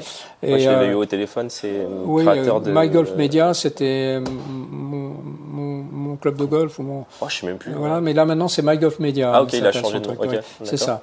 Et il fait des analyses souvent intéressantes, mais je dois dire, suivant ta remarque, il me dit mais dis donc, mais c'est drôlement complexe. Alors il fait des analyses et là encore récemment, je lui ai écrit pour dire écoute, ce que tu dis c'est très bien, mais attends, il y a aussi ça et puis il y a ça, puis il y a ça, et ça, parce que la complexité de ce qui conduit à un bon coup ou pas, un bon fonctionnement d'un shaft, voilà, c'est quand même pas simple, tu vois. Ah ouais, non, c'est clair. C'est ça. Moi, je pense qu'à travers, ne serait-ce qu'on voilà. a parlé du shaft. Là, dans une édition tout à fait récente là, de cet été, My Golf Media avec Laurent Agostini disait que le premier semestre chez les magasins de golf, alors j'en sais rien, moi j'y ai pas été, avait été plutôt très mauvais. Alors que le nôtre a été très bon, c'est peut-être le meilleur qu'on ait fait depuis qu'on a démarré, avec vraiment une progression considérable. Et il en concluait que de plus en plus de golfeurs étaient conscients de l'importance de faire des clubs vraiment adaptés pour eux, et que du coup, les marques commençaient à s'interroger pour le faire. Et éventuellement, même ne plus vendre du tout leur club au travers des magasins, mais le vendre en direct. Alors, je ne sais pas comment ça va se passer. En direct, les magasins, ils vont au casse-pipe avec ça. Voilà. Et par ailleurs, moi, je n'y crois pas. Parce que, si tu veux, moi ici, qu'est-ce qu'on fait? On fait 2 golfeurs par jour, hein, pas plus, parce que ça prend beaucoup de temps. Ça prend énormément de temps. Si tu fais ça dans un magasin, pour l'anecdote, j'avais un de mes camarades de l'association américaine qui connaissait bien Ernie Callaway, le créateur de Callaway. Et Callaway lui disait, alors 2 choses, lui disait, tu sais, chez nous, puis on en reviendra là-dessus, chez nous, dans le prix de vente d'un club Callaway, il y a 43% de marketing. De coût du marketing, ça fait quand même beaucoup.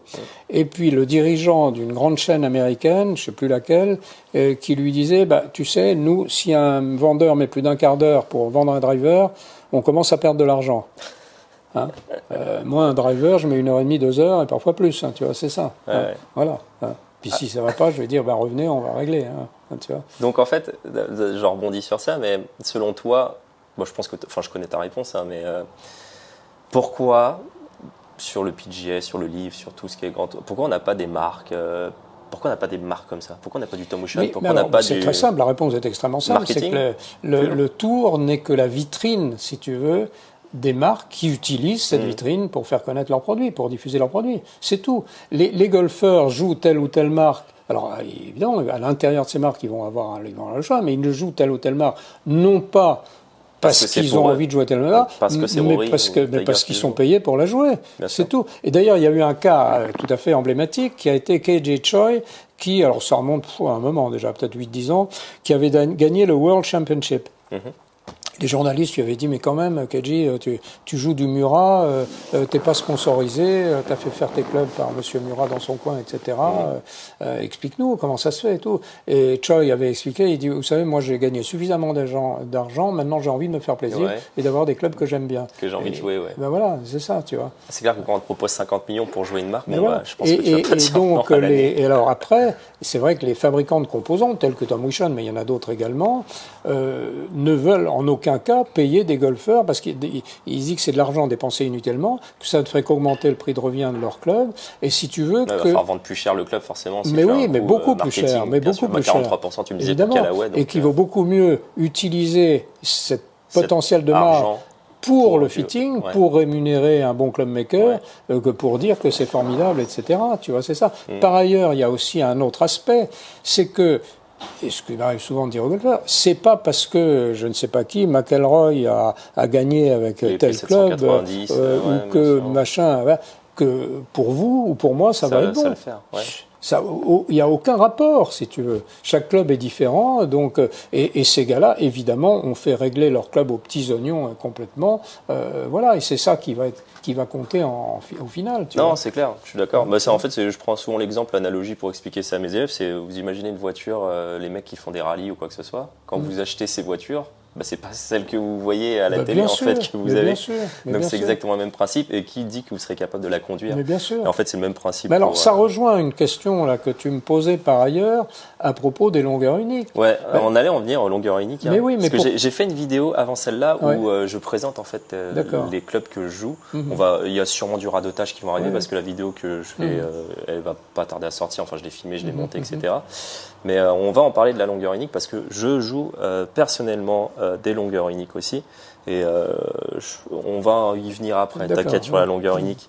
Moi, j'ai envie de savoir aussi, c'est quoi selon toi la différence, parce qu'on en parlait tout à l'heure, en fait, entre ce que toi tu proposes et ce qu'une grande boutique de golf va proposer en termes de fitting.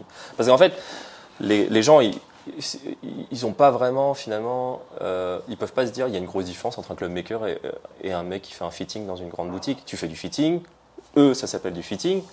C'est quoi la grosse différence pour toi? Alors, il y a plusieurs. Déjà, au départ, différence fondamentale, nous n'avons pas du tout le même business model. Comme je te le disais, nous sommes là pour faire des clubs qui fonctionneront bien et qui fonctionneront bien durablement. Nous ne sommes pas là pour que les golfeurs renouvellent régulièrement leur club.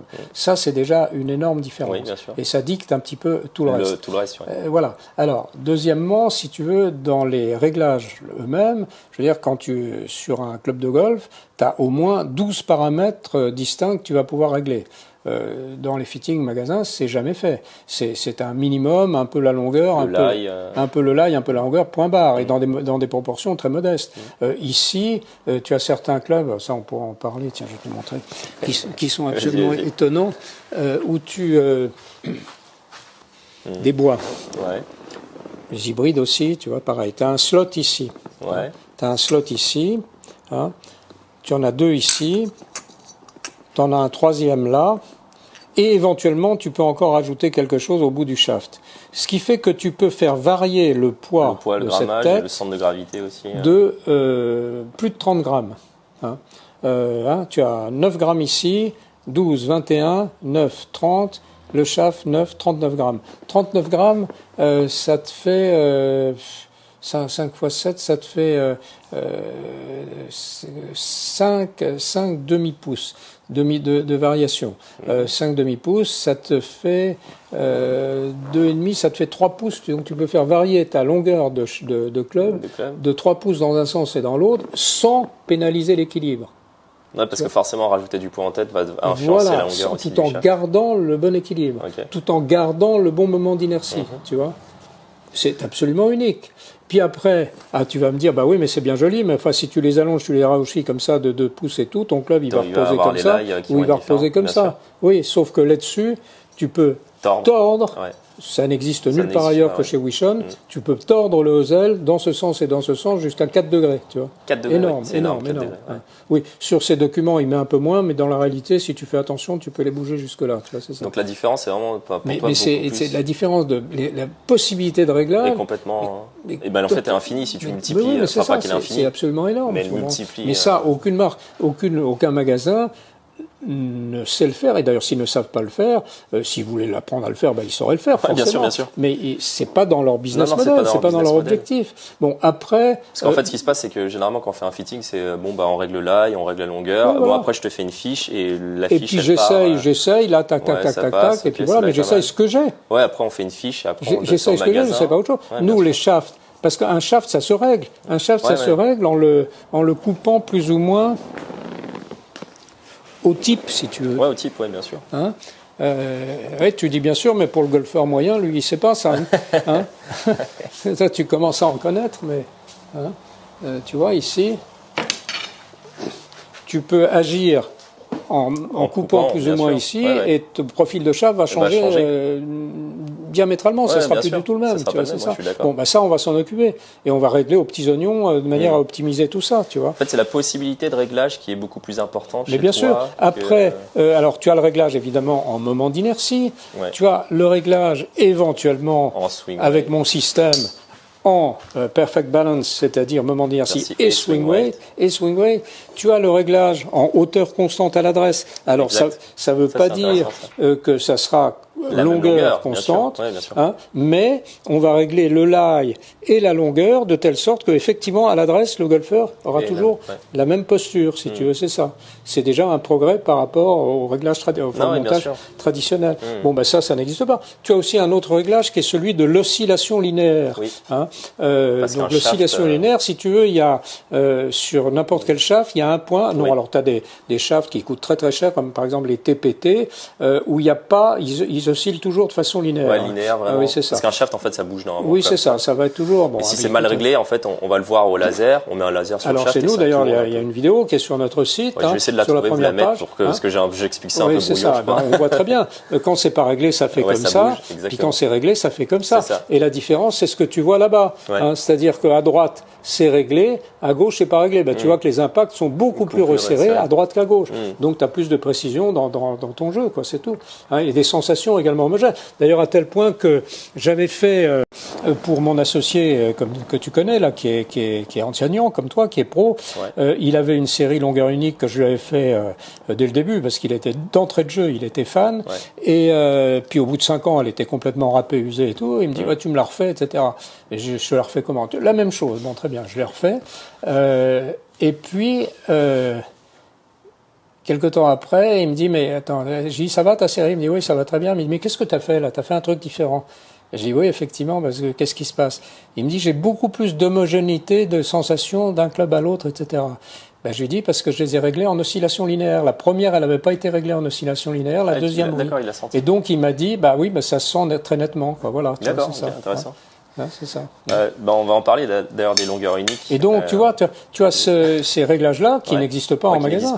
Après, tu as aussi une chose, alors ça paraît quand même extraordinaire, mais très très souvent, on voit arriver des golfeurs qui ont acheté comme ça des séries à droite et à gauche, dont l'échelonnement des lailles et le positionnement des lofts est complètement aberrant. Oui, ça n'a pas été vérifié ni re-réglé. Parce qu'au niveau de la fabrication, il y a des tolérances et si t'as pas de chance, voilà. D'ailleurs, pour l'anecdote, c'était assez drôle parce que quand là, il vient de dire un truc assez marquant dans l'industrie du golf, c'est que en fait, si vous voulez les cahiers des charges, en fait, en termes de laille, de loft, on a le droit à des degrés d'écart dans les grandes marques. Donc en fait, votre 56, il fait peut-être pas 56, il fait peut-être 55, 50. Mais voilà, mais 54, alors si t'as pas de chance, 57, et si tu veux, la tolérance, elle est de. La marge de tolérance, elle est de combien sur les grandes marques? Elle était de 2 degrés. Là, toujours sous la pression des clubmakers, ils font plus attention. Mais il y a bien 1 degré, 1 degré et demi. Ouais. Alors si t'as pas de chance, t'es 1 degré et demi dans un sens pour un club, et puis celui d'à côté, il est 1 dans l'autre sens. Ouais, ça fait 3 degrés. Ou 3 degrés, où tu te retrouves à 0. Ouais, 0. Tu vois, si on s'inverse. Et tu te demandes pourquoi tes clubs, il y en a pas un qui va plus loin que l'autre. Non, c'est sûr. Et pour l'anecdote, c'était drôle, j'avais croisé je sais pas si je peux citer le nom, bon de toute façon on s'en fiche. Bref, c'est sur le Challenge Tour, je crois que c'était ça son prénom, mais un excellent joueur de golf que je suivais en carrière amateur et qui est, je crois maintenant sur le Challenge Tour. Et je l'avais croisé dans une boutique de club making que je citerai pas parce que j'ai pas envie que ça crée des polémiques ou quoi que ce soit. Mais du coup, il avait acheté une série Titleist et il est allé chez le club maker et je l'avais croisé là-bas. Et je lui dis tiens, enfin je te connais, qu'est-ce que tu fais là et tout. Il fait en fait ils font n'importe quoi les marques, ils m'ont réglé les clubs. Mais moi j'ai eu un cas comme ça. Du coup il fallait qu'il y retourne sur un rétrofitting. C'était du délire total. Non, c'est du délire en termes de. Alors on le met pas systématiquement sur, mais je peux te dire qu'on pourrait en mettre des clubs comme ça de marques qui sont réglés. Puis en réalité c'est du grand. Non, c'est du grand n'importe quoi parce qu'il y a des machines pour régler les lailles, pour vérifier les lofts, etc. Et on se rend compte que c'est un peu n'importe quoi. Les gars. Ils se cachent derrière le fait qu'ils se disent qui va vérifier. D'abord, ils n'ont pas les machines pour vérifier. Non, mais c'est clair que personne n'a des machines pour vérifier les lives ou les lofts. Mais c'est intéressant parce que finalement, j'ai beaucoup d'élèves aussi que j'envoie chez André, parce qu'on travaille ensemble. Ouais. Enfin, en tout cas, moi, j'envoie les élèves chez André. D'ailleurs, je tiens à préciser cette vidéo. Par exemple, André ne la paye pas cette vidéo ou quoi que ce soit. C'est juste que je le connais depuis tellement longtemps que il fait partie du cadre de mon entourage golf professionnel où j'ai une entière confiance envers André. Ouais. Donc je dis pas ça pour faire de la pub à André ou quoi que ce soit. Non, mais c'est vrai. Mais en termes de, quand j'envoie mes élèves chez toi, je sais que ça va bien se passer et que généralement quand on fait le check-up de leur club, quand je viens avec eux, et puis c'est vraiment quasiment, c'est très généralement, c'est pas des deals commerciaux. Je te donne tant, machin, tout ça, pas du tout. C'est vraiment, on se dit, on a l'amour du travail bien fait, de l'amélioration, et voilà. Et donc, moi, quand j'envoie mes élèves chez toi, c'est parce que j'ai entièrement confiance en toi. Je suis pas là je prends pas un billet sur chaque vente ou quoi que ce soit. C'est pas mon objectif. Je m'en fous. J'en ai plusieurs comme toi. Et t'en as plusieurs, j'espère bien, parce que c'est l'amour du travail bien fait. Voilà. Moi, j'ai pas envie d'envoyer un élève chez un mec. Et ça, c'est vraiment aussi quelque chose de fondamental dans tout ce qui tourne autour du club fitting, club making professionnel. À la limite, on pourrait se dire, c'est pas un vrai business, parce que les gars qui sont là, allez, c'est des allumés, c'est pas des gars qui courent après la fortune, c'est d'ailleurs pas là qu'ils la feront.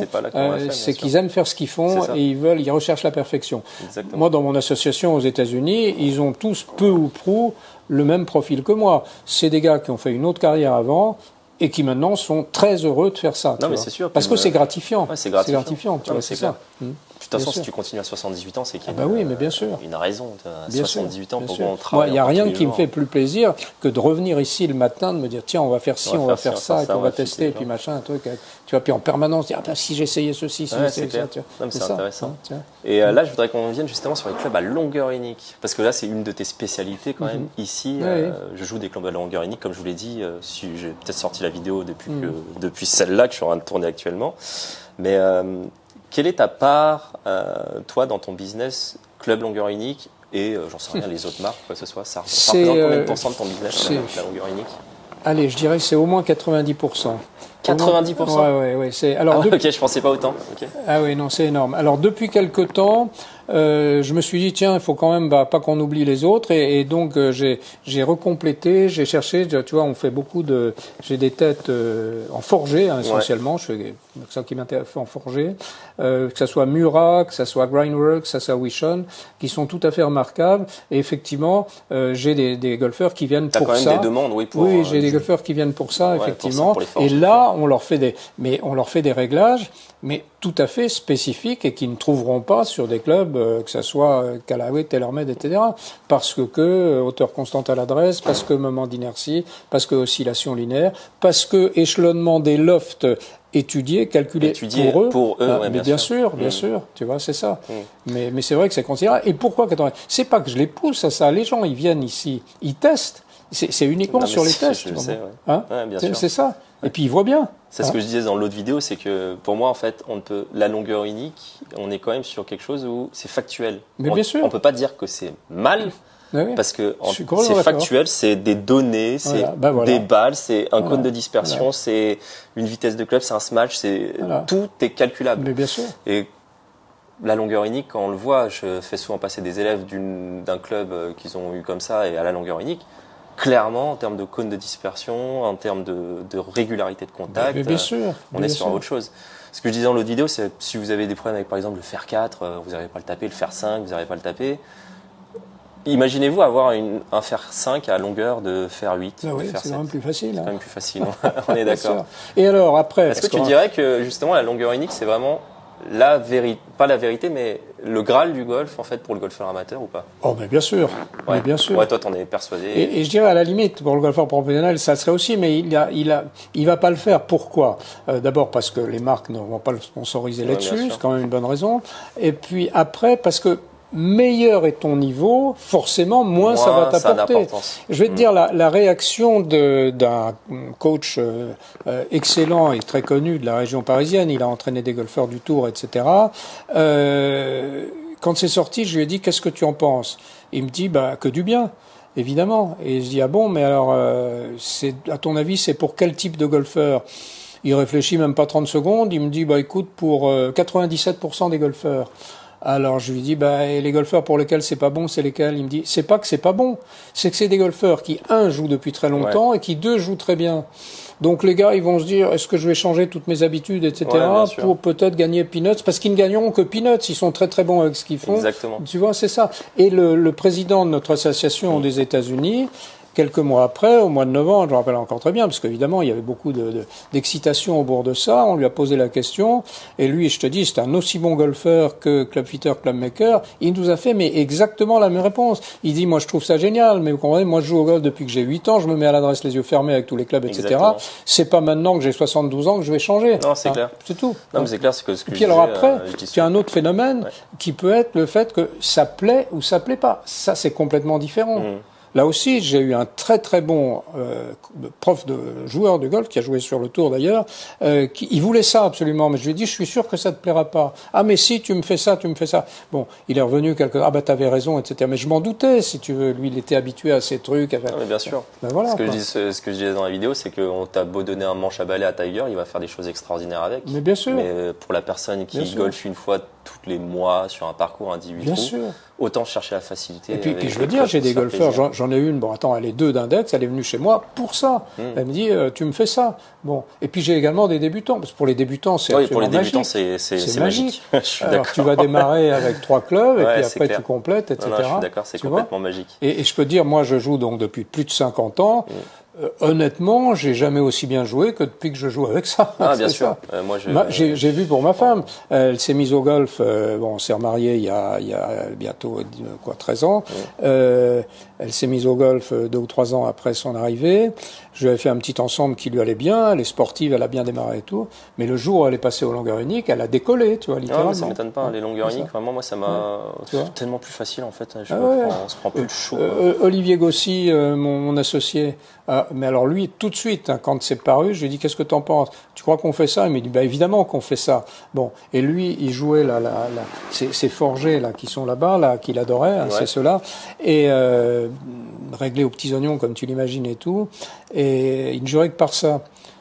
Le jour où il a eu ses longueurs uniques, les autres, terminés, oubliés. Ouais, bien sûr. Il va régulièrement en vacances à Montpellier, sa belle famille là-bas. Il y a 2 ans, retour de vacances, alors comme nous tous, ah tiens, t'étais où en vacances, ça s'est passé comment, nana, c'était sympa, t'as eu beau temps, tout bon. Alors je dis, t'as joué au golf? Il me dit, oh, pas trop. Je dis, ah bon, pourquoi? Il me dit, j'avais pas ma Sterling. Je dis, ben oui, ah, tiens, c'est intéressant. Alors, avec quoi t'as joué? Ben, mon ancienne série. Ah, ben, je lui dis, ben, ça, alors, c'est vraiment intéressant. Alors, comment ça s'est passé avec ton ancienne série? Il me dit, écoute, il a fallu que je me réhabitue, mais après, c'était pas mal, hein. Puis il a ajouté dans la foulée. Puis quand je suis rentré et que j'ai repris ma Sterling, c'était du bonheur. C'est sûr. C'est ça. Parce que j'ai envie de casser une idée reçue, en fait, c'est beaucoup de mes élèves qui me disent, ouais, mais le club making, le fitting, c'est pour des personnes qui sont très très bons au golf. C'est l'inverse. Et en fait, c'est l'inverse. Ce que je veux vous compreniez, c'est que des clubs sur mesure, comme je disais, on peut donner un balai à Bien Tiger, sûr, il va s'en sortir, vous inquiétez pas. Ouais. Mais vous, nous, moi, je fais partie des golfeurs amateurs. Enfin, moi, je me considère comme golfeur amateur. Tu es très bon, mais c'est là, je te comprends. Moi, je me considère comme golfeur amateur. Je me considère pas comme golfeur professionnel. Loin de là, tu as raison, mais c'est vrai. Mais pour nous, en tout cas, golfeurs amateurs, je trouve que quand même, chercher la facilité où on peut en l'avoir, pourquoi on s'en priverait en fait? Le fitting et le club making a beaucoup plus d'influence sur le jeu d'un amateur qu'un professionnel. Absolument. Vous avez donné des sterling à Rory, il va faire la même chose. Hein. Voilà, on va pas s'inquiéter. Hein. Il va la swinger pareil, il va la swinger très fort. Tu as un autre exemple, Alex, que tu connais, très bon golfeur. Index officiel, il est autour de 9. En réalité, à Villarceau, il joue souvent dans le par. Bon, alors, il connaît le parcours par cœur, mais il est très très bon golfeur. Bon. Et pareil, lui, il avait cette série-là. Voilà, très très belle série forgée, très belle série forgée de Wishon, etc. Tu vois, alors c'est lui, il l'avait peaufiné, vraiment fantastique et tout. Il ne jurait que par ça, et il l'a joué très très bien d'ailleurs. Et je n'arrivais pas à lui faire tester la longueur unique. Oh ben non, parce que moi, nanana, etc. Bon. Puis un beau jour, j'ai vu un golfeur. On travaille ensemble. Il me commande une longueur unique, on assemble la longueur unique, puis il revient, je dis à Monsieur Charmant, il me dit, écoutez, je suis désolé, mais là, ma fille m'a offert une série et tout, donc là, je suis embêté, j'en ai 2, bon, est-ce qu'on peut pas trouver un arrangement et tout, bon. Je dis, bah oui, on va trouver un arrangement, je lui ai repris sa série, elle était là dans un coin, et puis un beau jour, Alex allait à Villarceau, c'était un gars qui avait un peu le même gabarit qu'Alex, un peu la même typologie de swing, etc. Je dis, Alex, tu veux pas l'essayer, là, sa série, quand même? Il l'a essayé, depuis celle-là, elle est dans le sac. Ah ouais. Ça. Et je te montrerai là-dessus, tu pourras prendre une photo. Il y a un coup de faire 6 avec sa série à longueur unique. La balle, elle tombe à 181 mètres quand même. C'est pas si mal, tu vois, c'est ça. Ah, bien sûr. Tu vois, c'est ça. Et alors qu'elle a une longueur de pitching wedge. De pitching wedge, de sa série d'avant. Est-ce que tu penses que les grandes marques au final font n'importe quoi, ou est-ce qu'il en faut pour tous les publics selon toi? Parce que non, mais moi, ce que j'aime bien dire, en fait, je crache pas sur les marques, etc. Je pense qu'il en faut pour tous les goûts, mais il y en a qui, voilà, il faut des personnes qui achètent du Callaway, il faut des personnes qui achètent du Titleist, d'autres qui achètent du Tom Wishon. Mais c'est quoi ton avis? Est-ce que tu as un avis ultra tranché sur les marques, les grandes marques comme ça? Une marque par rapport à l'autre ou l'ensemble? L'ensemble. Alors l'ensemble, c'est très simple l'ensemble. Ce sujet, une anecdote qui est que déjà je te décrivais les impératifs du business model de ces marques, des magasins qui fonctionnent avec, qui font qu'ils sont obligés de renouveler chaque année. Et une anecdote qui illustre bien ce qui se passe. C'était il y a déjà un petit moment, je visitais le salon d'Orlando. J'aime bien y aller de temps en temps parce que voilà, c'est extraordinaire Orlando, c'est la démesure à l'américaine et tout ça. Bon. Puis tu rencontres des gens du monde entier, dont certains que tu connais, ça fait plaisir. Il y a notamment la personne là, qui fait la plupart de nos outils, qui est de Taïwan et tout. Moi, j'avais souvent correspondu avec lui, mais je le connaissais pas. Ben là, je l'ai rencontré, c'était super sympa et tout. Voilà. Comme ça. Et là, j'étais au salon et puis je vois arriver du fond d'une allée, je vois arriver un gars là que je connaissais bien, qui depuis que je connaissais avait pris du galon, forcément, puisque je l'avais connu il y a plus de 20 ans, et il fonce vers moi, et je me dis, oh là là là là, qu'est-ce que je vais prendre et tout, bon. Et il arrive, et il me dit, ah salut, bah tiens, ça fait plaisir de te voir, et tout. Puis dans la foulée, il me dit, tu sais que j'ai vu toutes tes vidéos. Je me suis dit, oh là là, ça commence mal là. Ouais. Alors moi, pour essayer d'arranger les choses, j'ai dit ouais, mais tu sais, bon, Oui, oui, je sais, je sais. On fait pas le même métier. Nous, on est là pour vendre. Et c'était qui ce gars-là? Je suis complètement d'accord avec Ouais, toi, a-t-il ouais. ajouté. Je suis complètement d'accord avec toi. Ok. Hein. Et Mais on fait pas le même métier. et Nous, on est c'était là qui? pour C'était un vendre. mec d'une grande marque ou c'était quoi? Ah oui, oui. D'accord. Ouais, je peux pas Ouais, te tu dire peux pas qui, dire parce le... que même en te faisant totalement confiance, Ouais, bien sûr, non, mais même... tu sais, les trucs peuvent nous échapper aux Ouais, uns bien aux sûr. autres. Ok, ok. Mais c'est Je voudrais intéressant. pas, je Pour, voudrais pas lui jouer un tour. Alors, c'était amusant parce que du coup, dans la foulée, je lui dis tiens, bah, c'est sympa, on fait un selfie. Il m'a dit ah surtout pas. Surtout pas, ouais. En fait, c'est vraiment deux mondes qui s'opposent, Mais complètement. qui se respectent, mais Mais qui complètement. s'opposent en fait parce que vous considérez que vous faites pas le même On métier. fait pas le en même fait. métier. Ouais. Nous, on est là pour vendre. Toute la clé, Bien elle sûr. est là. Non, mais Hein. c'est Nous, eux, intéressant. ils sont là pour vendre. Nous, on est fait pour faire des clubs qui fonctionnent le mieux possible, le plus durablement possible pour nos golfeurs. C'est complètement différent. Non, bien tu sûr. vois. Bah, je pense que de toute façon, les personnes qui viennent te voir, c'est des personnes qui ont cherché des choses factuelles, qui C'est sont pas vrai, influencées c'est vrai. par le marketing et par. Et alors, il nous arrive, pas tous les jours, mais relativement souvent, de dire à un golfeur qui vient pour changer ses clubs, écoutez, je suis désolé, mais là, actuellement, je peux rien vous faire, parce que le problème, c'est pas les clubs, c'est avant tout le swing. Alors, si vous voulez bien, bah, remettez au point votre swing. Si vous n'avez pas un Oui, bon non, pro, mais on peut, ça c'est bien ça. on peut vous Ça, en je suis conseiller un, Ouais. et puis vous verrez après.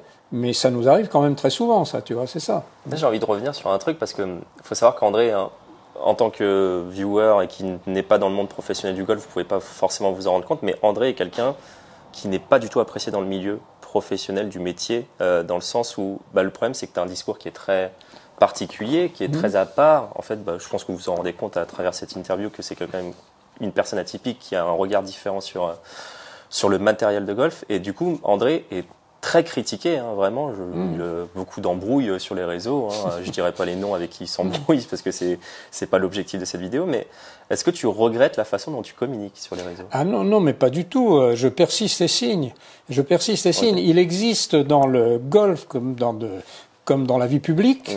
Il existe un politiquement correct. Oui, hein. oui, bien sûr. Et donc, si tu sors du politiquement correct, t'es la bête noire. Oui. Bon, et là, qu'est-ce qui se passe dans le golf? Ce politiquement correct, il est dicté par les marques. Il est dicté parce que les marques, finalement, en réalité, financent tout. Hein. Oui, bien sûr. D'une façon ou d'une autre, elles financent tout. Que ce soit au niveau de la FFG, de la PGA, de beaucoup d'enseignants qui sont sponsorisés, bien sûr. qui sont en comment dirais-je, de mèche, je veux pas dire de mèche, mais enfin qui travaillent avec tel ou tel en fait, magasin, avec voilà, c'est tel ou ça. tel magasin ou telle Donc marque, bien ils sûr. contrôlent tout, ils financent tout, etc. Donc effectivement, ça leur fait pas plaisir Que tu dises des d'entendre un choses, son de cloche extrêmement différent dissonant, et bien qu'ils sûr. ont énormément de mal, qui n'arrivent d'ailleurs absolument pas à contrer sérieusement. Pourquoi? Parce que, comme tu l'as certainement remarqué, je ne critique jamais leurs produits intrinsèquement. Non, leurs produits sont très bons, Mais voilà. bien sûr. Mais le problème, c'est le business model qui pousse à se renouveler Se renouveler tout le temps, bien sûr. C'est quand même des méthodes qui finissent par être perverses. Par exemple, le fait d'avoir sans arrêt baissé les lofts. Oui. Eh ben, attends, c'est au détriment des golfeurs, ce bien truc-là. sûr. On est C'est obligé de évident. rajouter un club en plus Et dans les le gars, 5. ils vont acheter la série du 5 au pitching wedge parce qu'ils se disent qu'ils ont déjà les wedges, etc. Et ils font un gap Alors, wedge. ils s'aperçoivent que le 5, il est injouable, que le 6, le 7, il commence à jouer à peu près correctement le 8, tu vois, c'est ça. Bon. Non, bien sûr, bien sûr. Voilà. Et puis après, ils arrivent au pitch. Ah bah oui, qu'est-ce que je fais jusqu'au sandwich? Non, là, il manque un club. Il en manque pas un, il en manque deux ou Il en trois. manque deux. Je veux dire, tu prends Onma et t'as des pitching wedge à 42 degrés, tu fais quoi pour aller au sandwich? Ouais, c'est clair. Tu vois Il y a des pitchs à 42, et après, alors c'est le 56, golfeur c'est compliqué. qui a connu avant, il s'est pas rendu compte de ça tout de suite, moyennant quoi il va prendre la série comme ça, puis après il y a deux ou trois clubs en haut qui lui servent à rien, puis il est obligé d'en rajouter deux en bas. Baisser les lofts, pour toi, la seule chose qu'ils ont baissé les lofts au fur et à mesure des années, c'est la distance. C'est vraiment pour dire, sous radar, mon pitch, je le tape aussi fort que mon neuf. Mais bien sûr. Mais bien sûr. Donc pour toi, c'est clairement ça. Il n'y a pas évidemment, d'autre oui. explication. Parce que c'est évident. Tu comprends? Et alors, d'ailleurs, une fois, j'en parlais avec Tom Wichon, je lui dis, tu crois pas quand même qu'un jour, les golfeurs, ils vont dire, là, vous poussez un peu, il y en a marre, bon, truc et tout. Mais il dit, non, on croit pas ça. Parce que de toute façon, le golfeur, il est content parce qu'avec son fer 8, il va plus loin que son petit camarade avec son fer 7. Hein. Ouais, alors donc il est tout content. Ouais, bien sûr. Et puis alors les autres ça marche pas. Il va dire oui mais actuellement je suis pas très bien en swing, mais bon je suis en train de m'en occuper, etc., etc. Et puis en fait il sera jamais bien, il les joue pas. Mais là on n'arrive pas à une limite. Enfin on peut pas faire un pitch à 37. Mais maintenant ils sont quand même un peu embêtés. Là je les sens un peu embêtés. Bah là on peut pas de toute façon. Mais je les sens un peu embêtés là actuellement. Parce que comment on peut faire si on a un pitch à 37, le fer 4 il va être à 15. Mais tu as raison. On a un bois 3. Il y avait un truc qu'il faudrait que je te retrouve à propos des. Alors le gap wedge, le lob wedge, il y avait plein de wedge ceci, le wedge cela, plein de trucs, etc. C'était à mourir de rire. C'est ça, quoi. C'est ça. Mais voilà, donc c'est comme ça que ça fonctionne. Et c'est vrai que. Si tu veux, tu me demandais qu'est-ce que je dirais au patron des grandes marques. Ouais, ça c'était une question que j'avais gardée justement, mais bon, on peut en parler maintenant. C'est enfin, si tu rencontrais sur une table, il y a tous les PDG de Titleist, de Callaway, ils arrivent tous. Qu'est-ce que tu as envie de leur dire à ces personnes-là en fait, si tu avais un truc à leur dire? Alors. A priori, j'aurais envie de rien leur dire, hein, parce qu'on n'est pas dans le même monde, tu vois. Ouais. Mais bon, si on me disait, alors on y va, on se lâche, je leur dirais, tiens, et pourquoi vous faites pas des longueurs uniques?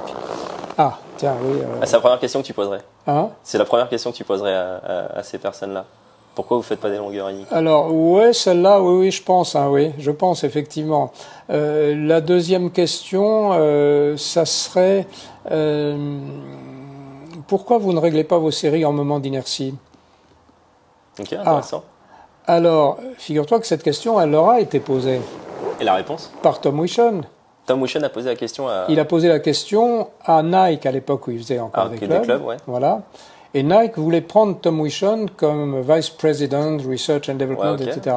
Et Tom Wichon, qui a l'esprit club maker et qui est impur, je dirais, leur a dit, écoutez, je suis très honoré, très flatté, etc. Je vous remercie vivement, mais vous savez, moi, j'aime bien Durango, c'est la ville où je suis né, j'aime être là-bas, puis j'aime faire les clubs que je veux, quand je veux.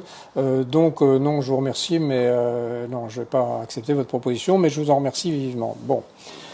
Et puis, donc, il avait établi comme ça d'extrêmement bons rapports avec Nike, et il leur a posé la question. Il dit, mais pourquoi vous faites pas des séries en moment d'inertie? Réponse de Nike. Ouais, tu as complètement raison, on sait que c'est beaucoup mieux. Mais tu comprends, les golfeurs, ils sont tous habitués à dire « Ah, mes clubs, ils sont en C9, ou D1, ou D3, ou machin, et les tiens en combien, etc. » Ça serait inventer l'alphabet. Si demain, on leur dit « Attends, ça c'est marrant, là, ton fer, il a un MOI de 2553, par rapport à ton swing, ça me paraît un peu curieux, tu sais, c'est peut-être mieux aux environs de 2650. » On a peur de prendre un risque commercial. Trop compliqué. Complexe. Mais c'est pas que c'est trop compliqué, on a peur de prendre un risque commercial. Donc, ça veut dire quoi? Ça veut dire, on sait que c'est moins bien, mais on préfère faire ça plutôt que de prendre un risque commercial. C'est quand même dramatique, tu comprends? C'est quand même dramatique. Alors, à ce sujet, alors voilà, le genre de question, il serait bien embarrassé de me répondre. Il me répondrait ça. D'ailleurs, s'il répondait, il me répondrait ça. Ou alors, il essaierait de noyer le poisson en disant oui, mais bon, etc. Or, actuellement, il y en a quand même plusieurs qui essayent. C'est Ping, si tu vois des séries avec des swing weights progressifs, tu vois. D'accord. Hein, il y a eu ça chez Ping, il y a ça chez Mizuno. Nous, on appelle ça le moment d'inertie du pauvre, tu vois. Mais est-ce que tu connais, par exemple, tout ce qui se fait sur le Tour, sur le PGA ou sur l'European Tour, ils sont réglés en swing weight, ils sont réglés en MOI, ils ont des club makers. Parce qu'en fait, ils ont des camions, mais en fait, ces mecs qui sont dans les camions. Oui, alors d'après les gars de il y en a qui connaissent bien à la GCP, qui te disent que plus de 50% des joueurs du Tour ont des clubs réglés autrement qu'en swing weight. 50%, ok. C'est D'accord, ça. intéressant. Voilà. Parce que les mecs qui sont dans les camions du Tour, des Taylor, etc., on voit les énormes camions à la télé. Oui. Est-ce que les personnes qui travaillent dans ces camions-là sont des club makers à proprement parler, selon toi? Je sais pas si je me pose la question en fait. Honnêtement, je sais pas. Je pense qu'ils doivent savoir beaucoup de choses, hein, certainement. Mais ce que je sais, c'est que le golfeur du Tour, qu'il y en a beaucoup qui ne se contentent pas du réglage en swing weight. Okay. Non, c'est intéressant de savoir qu'à haut niveau, il se passe des choses qu'on soupçonne pas. Alors qu'est-ce qu'ils font? Est-ce que c'est en swing weight progressif, en swing weight comme ceci, comme cela, en swing weight différencié? Enfin bref, tu vois, qu'ils font un autre réglage. Que le swing weight. Mais le swing weight, c'est toujours pareil. On revient au politiquement correct. Le swing weight, tu le vois dans tous les magasins, tu le vois dans tous les catalogues, etc. Le golfeur se dit, la règle, c'est ça. Oui, oui, c'est vrai qu'il n'y a pas d'autres règles selon ça. Donc, voilà, alors, autre réponse, si tu veux, des PDG que j'ai eu indirectement, parce que quand même je connaissais bien un certain nombre d'intervenants chez des grandes marques, et quand j'ai fait mon brevet, je me suis adressé à eux, des gars que je connaissais bien, qui ont quand même de certaines responsabilités maintenant ici, ou au niveau européen, en leur disant, ben, tiens, qu'est-ce que t'en penses, machin, etc. Réaction enthousiaste. Il me dit, c'est génial ton truc, hein. C'est génial. Ok. Et je vais en parler à ma direction, mais pas ma direction Europe, parce que là, les gars, ils risquent de noyer le poisson. Je vais en parler direct en Californie. Ok. Retour, zéro, terminé, on n'en parle plus. Ok. Ils en veulent pas. Oui, ils en veulent pas. Bon, voilà, c'est ça. Est-ce que selon toi, dans le golf, dans le matériel, il y a encore des choses qui peuvent être faites? C'est-à-dire, est-ce qu'on a atteint une limite technologique sur les têtes de club, sur Mais les shafts? on l'a atteint, la limite. Ouais, c'est fini. On l'a atteint, bien sûr. Le coefficient de restitution. Hein. Maintenant, le corps, on l'appelle plus le corps, on l'appelle CT, constant de time. Enfin, c'est la même chose. Constant de temps, c'est la même chose. Bon, qui va déterminer la vitesse maximum que tu peux atteindre en tapant sur. Ouais. Bon, alors, tout ce qu'on te raconte en plus pour dire que chaque année que ça va plus loin, etc., c'est bidon. Après, tiens, et Tom Wilson lui-même, qui fait des têtes de club de golf, et donc qui sont excellentes, d'ailleurs là le même, Agostini, qui est pourtant sur les marques, etc., te dit, mais attendez les gars, il y a une tête de driver qui est absolument fantastique, qui est la Wilson 919. Bon, elle a 14 ans, et il te dit, elle est fantastique, cette tête. Mais d'ailleurs, pour une raison simple, c'est que il y a déjà, tu sais, quand TaylorMade, alors je vais pas vérifier moi-même les chiffres, mais quand TaylorMade sort une nouvelle tête, dans le premier mois, il y en a 800 000 qui sont tirés. Alors, est-ce que tu crois qu'ils vont vérifier le coefficient de restitution de chaque tête? Ça paraît quand même délicat. Bon, ouais. Voilà, tu vois. Chez Wilson, il y en a beaucoup moins. Il y a 5 degrés de contrôle au fur et à mesure, etc. Donc, ces têtes sont beaucoup plus régulières. Ce qui fait que, par exemple, tu es chez une grande marque. Si tu as de la chance, et ils donnent des objectifs de fabrication inférieurs au coefficient maximal. Pourquoi? Parce que si ça dépasse et qu'il y a un contrôle par l'USGA, ils se font retoquer, ça leur coûte une fortune financièrement. Bon, donc ils donnent des niveaux inférieurs, un peu en dessous pour pas risquer de dépasser. Moyennant quoi, si tu as de la chance, tu vas être au maximum. Si tu n'en as pas, tu as une daube. Tu vois, c'est ça. Hein? Ben ça, tu le trouves pas dans les clubs Wilson. Ils sont tous au même niveau, tu vois, c'est ça. Hein. Mais selon toi, du coup, on a vraiment atteint la limite technologique. En fait, tout ce qui sort, mais c'est clair, rien de nouveau. C'est clair. Parce que je sais pas, enfin, c'était l'année dernière ou il y a 2 ans, il y avait fameux intelligence artificielle avec la face chez Callaway, je crois. L'intelligence artificielle, qui créait la face. Oui, so what. Je savais plus ce que c'était l'argument. Non, mais je vois très bien. C'était. Je crois que c'était Callaway. Oui, so what. J'ai d'ailleurs posé la question, so what. Ouais. Hein, tu vois. Hein. Bien sûr. Le coefficient, tu peux pas le dépasser. Bon, qu'est-ce qui se passe après, quoi. Donc là, il n'y a rien de. Tu vois, dans les prochaines années. Alors là, l'optimisation, je veux dire, elle vient d'où la prochaine optimisation dans les clubs de golf? Enfin, pourquoi il y en aurait toujours? Ça aussi, c'est un truc. De nos jours, on est. Parce qu'on est constamment dans cette évolution avec un monde qui va super vite. Mais je veux dire, est-ce qu'on peut trouver mieux qu'un Stradivarius? Non. Ben voilà, 1700 et des poussières. Hein, tu vois, voilà. Alors, en revanche, ce qui est très important, oui, ce sont les réglages. Les réglages, c'est très important. Tu vois. Mais pour toi, c'est fini en termes d'évolution. Ah oui. Et puis c'est tant que les lois de l'USGA n'ont pas évolué. Mais c'est totalement, s'il y en a, mais c'est totalement marginal. Tu comprends? C'est tout. Hein. Tu vois, c'est infinitésimal. Et puis après, tu peux changer les matériaux, tu peux mettre ceci, tu peux mettre cela, etc. Oui, très bien. Et là encore, so what, hein, ça permet d'en parler et tout, mais bon. Hein. Est-ce que ce serait pas pour toi, je pars un peu plus loin que dans ma tête, mais si les règlements des clubs changeaient, on pourrait aller beaucoup plus loin. On pourrait aller beaucoup plus loin. On pourrait, j'en sais rien. Est-ce qu'on pourrait limiter, ne pas limiter la tête de club, par exemple, un fer. Est-ce qu'on pourrait avoir une tête beaucoup plus grosse ou pas, ou quoi que ce soit? Non, ça c'est pas possible. Oui, je suis pas sûr qu'une tête plus grosse, soit avec les fers, soit plus intéressante. Okay. Mais tu prends le cas du driver, on a limité à 0,83. C'était pas forcément une bonne idée. Pourquoi? Parce que les joueurs du tour, ils s'en fichaient complètement. Ils allaient largement assez loin comme ça. Ça leur posait pas de problème. Et en revanche, pour les amateurs, c'était plutôt sympa, tu vois, le gars qui n'avait pas assez de vitesse, d'avoir un peu plus de distance. Tu vois, mais ça a été un peu l'USGA qui a voulu montrer qu'elle existait. Voilà. C'est comme les rainures, si tu veux, qui ont été modifiées à une époque. Ça a été un bazar terrible dans l'industrie, de changer toutes les rainures, etc. Puis on s'est aperçu par la suite que ça n'avait pas du tout changé le jeu des golfeurs, parce que ces gars-là, sur le tour, ils sont tellement bons que rainure comme ci ou rainure comme ça, ça change rien. Oui, tu vois. J'ai une petite question qui me vient comme ça dans la tête, mais est-ce que scientifiquement, balistiquement, c'est réalisable, je sais pas, d'avoir un smash à 3 sur un driver, par exemple? Non. Non.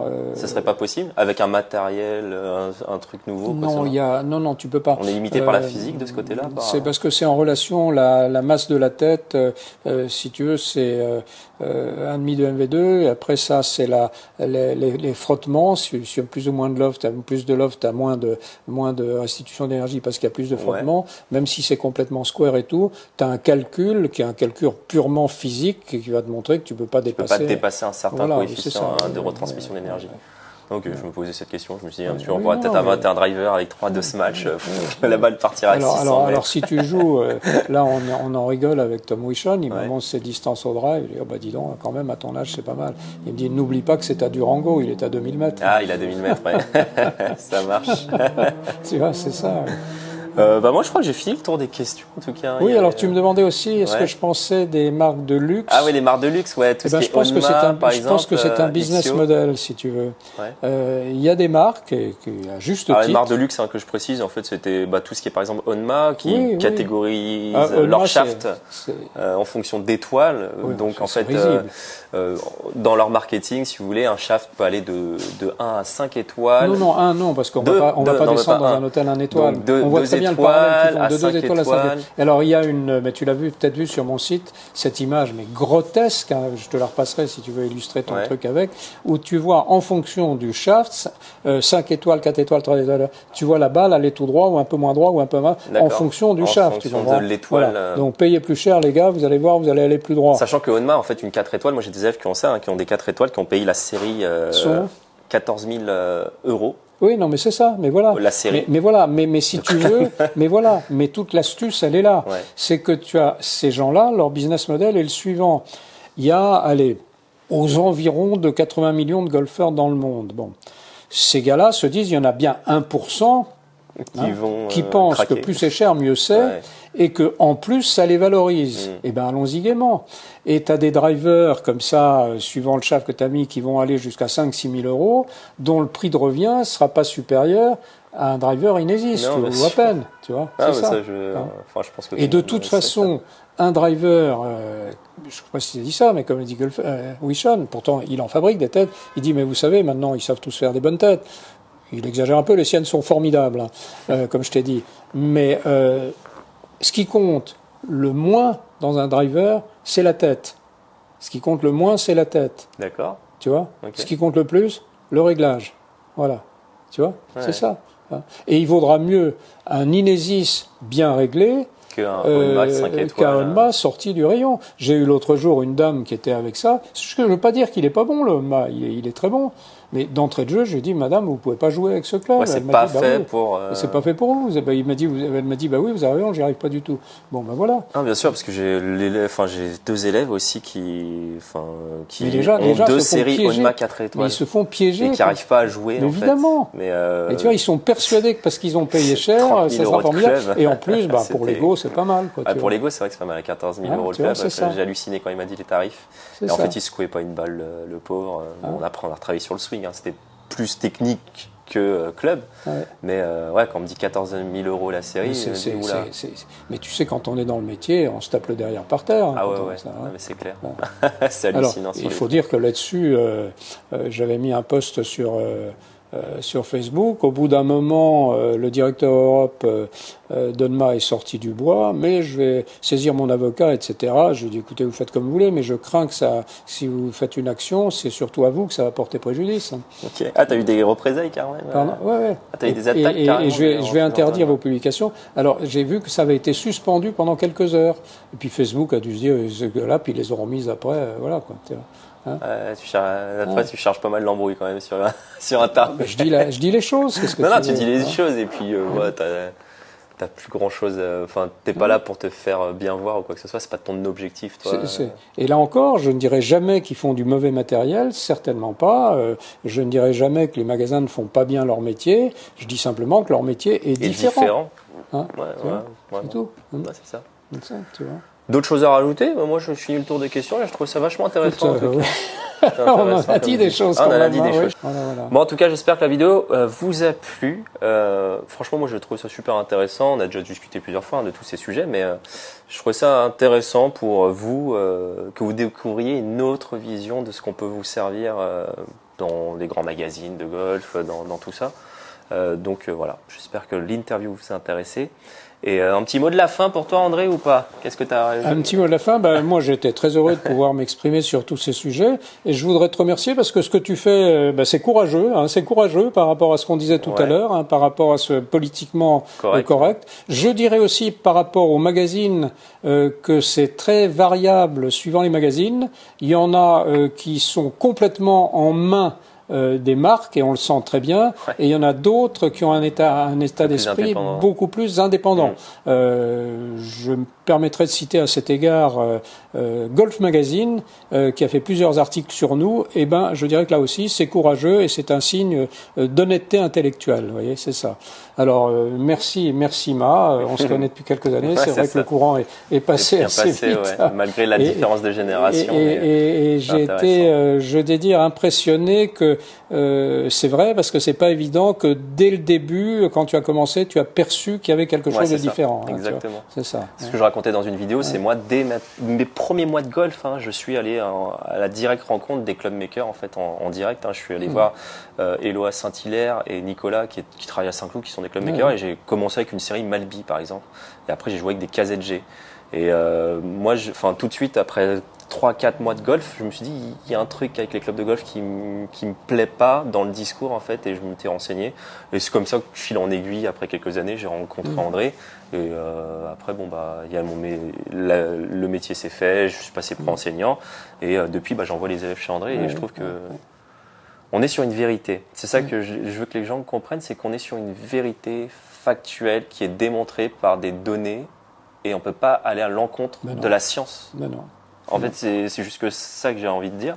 On ne peut pas aller à l'encontre d'une science exacte, qui est la balistique. Mais exactement. Tant qu'on ne prouve pas le contraire, pour moi, ça restera cette vérité-là, en fait. Bien sûr. Donc, voilà, c'était cette vision-là qu'on voulait vous apporter. Tu as une chose, on revient, parce qu'on pourrait en jamais finir, mais l'harmonisation des clubs entre eux dans une série. Mais c'est essentiel, de manière à ce que les sensations d'un club à l'autre soient les plus homogènes possibles. Tu vois, rien que ça. Très, très important. Qu'est-ce qui s'en occupe en dehors de gens comme nous? Ouais, c'est vrai, c'est clair. Bon, en tout cas, j'espère que la vidéo vous a plu, et nous, on n'a plus qu'à vous souhaiter. Merci d'avoir suivi tout ça. Et puis on sera heureux de vous accueillir évidemment chez Golf Swing. Ouais, vous avez les liens dans la description, Golf Swing. Vous avez trouvé ça sur internet, ne vous inquiétez pas. Bon, il ne vous reste plus qu'à vous souhaiter une très bonne journée ou très bonne soirée si vous regardez la vidéo le soir. Et on vous dit à la prochaine. Allez, ciao. Au revoir.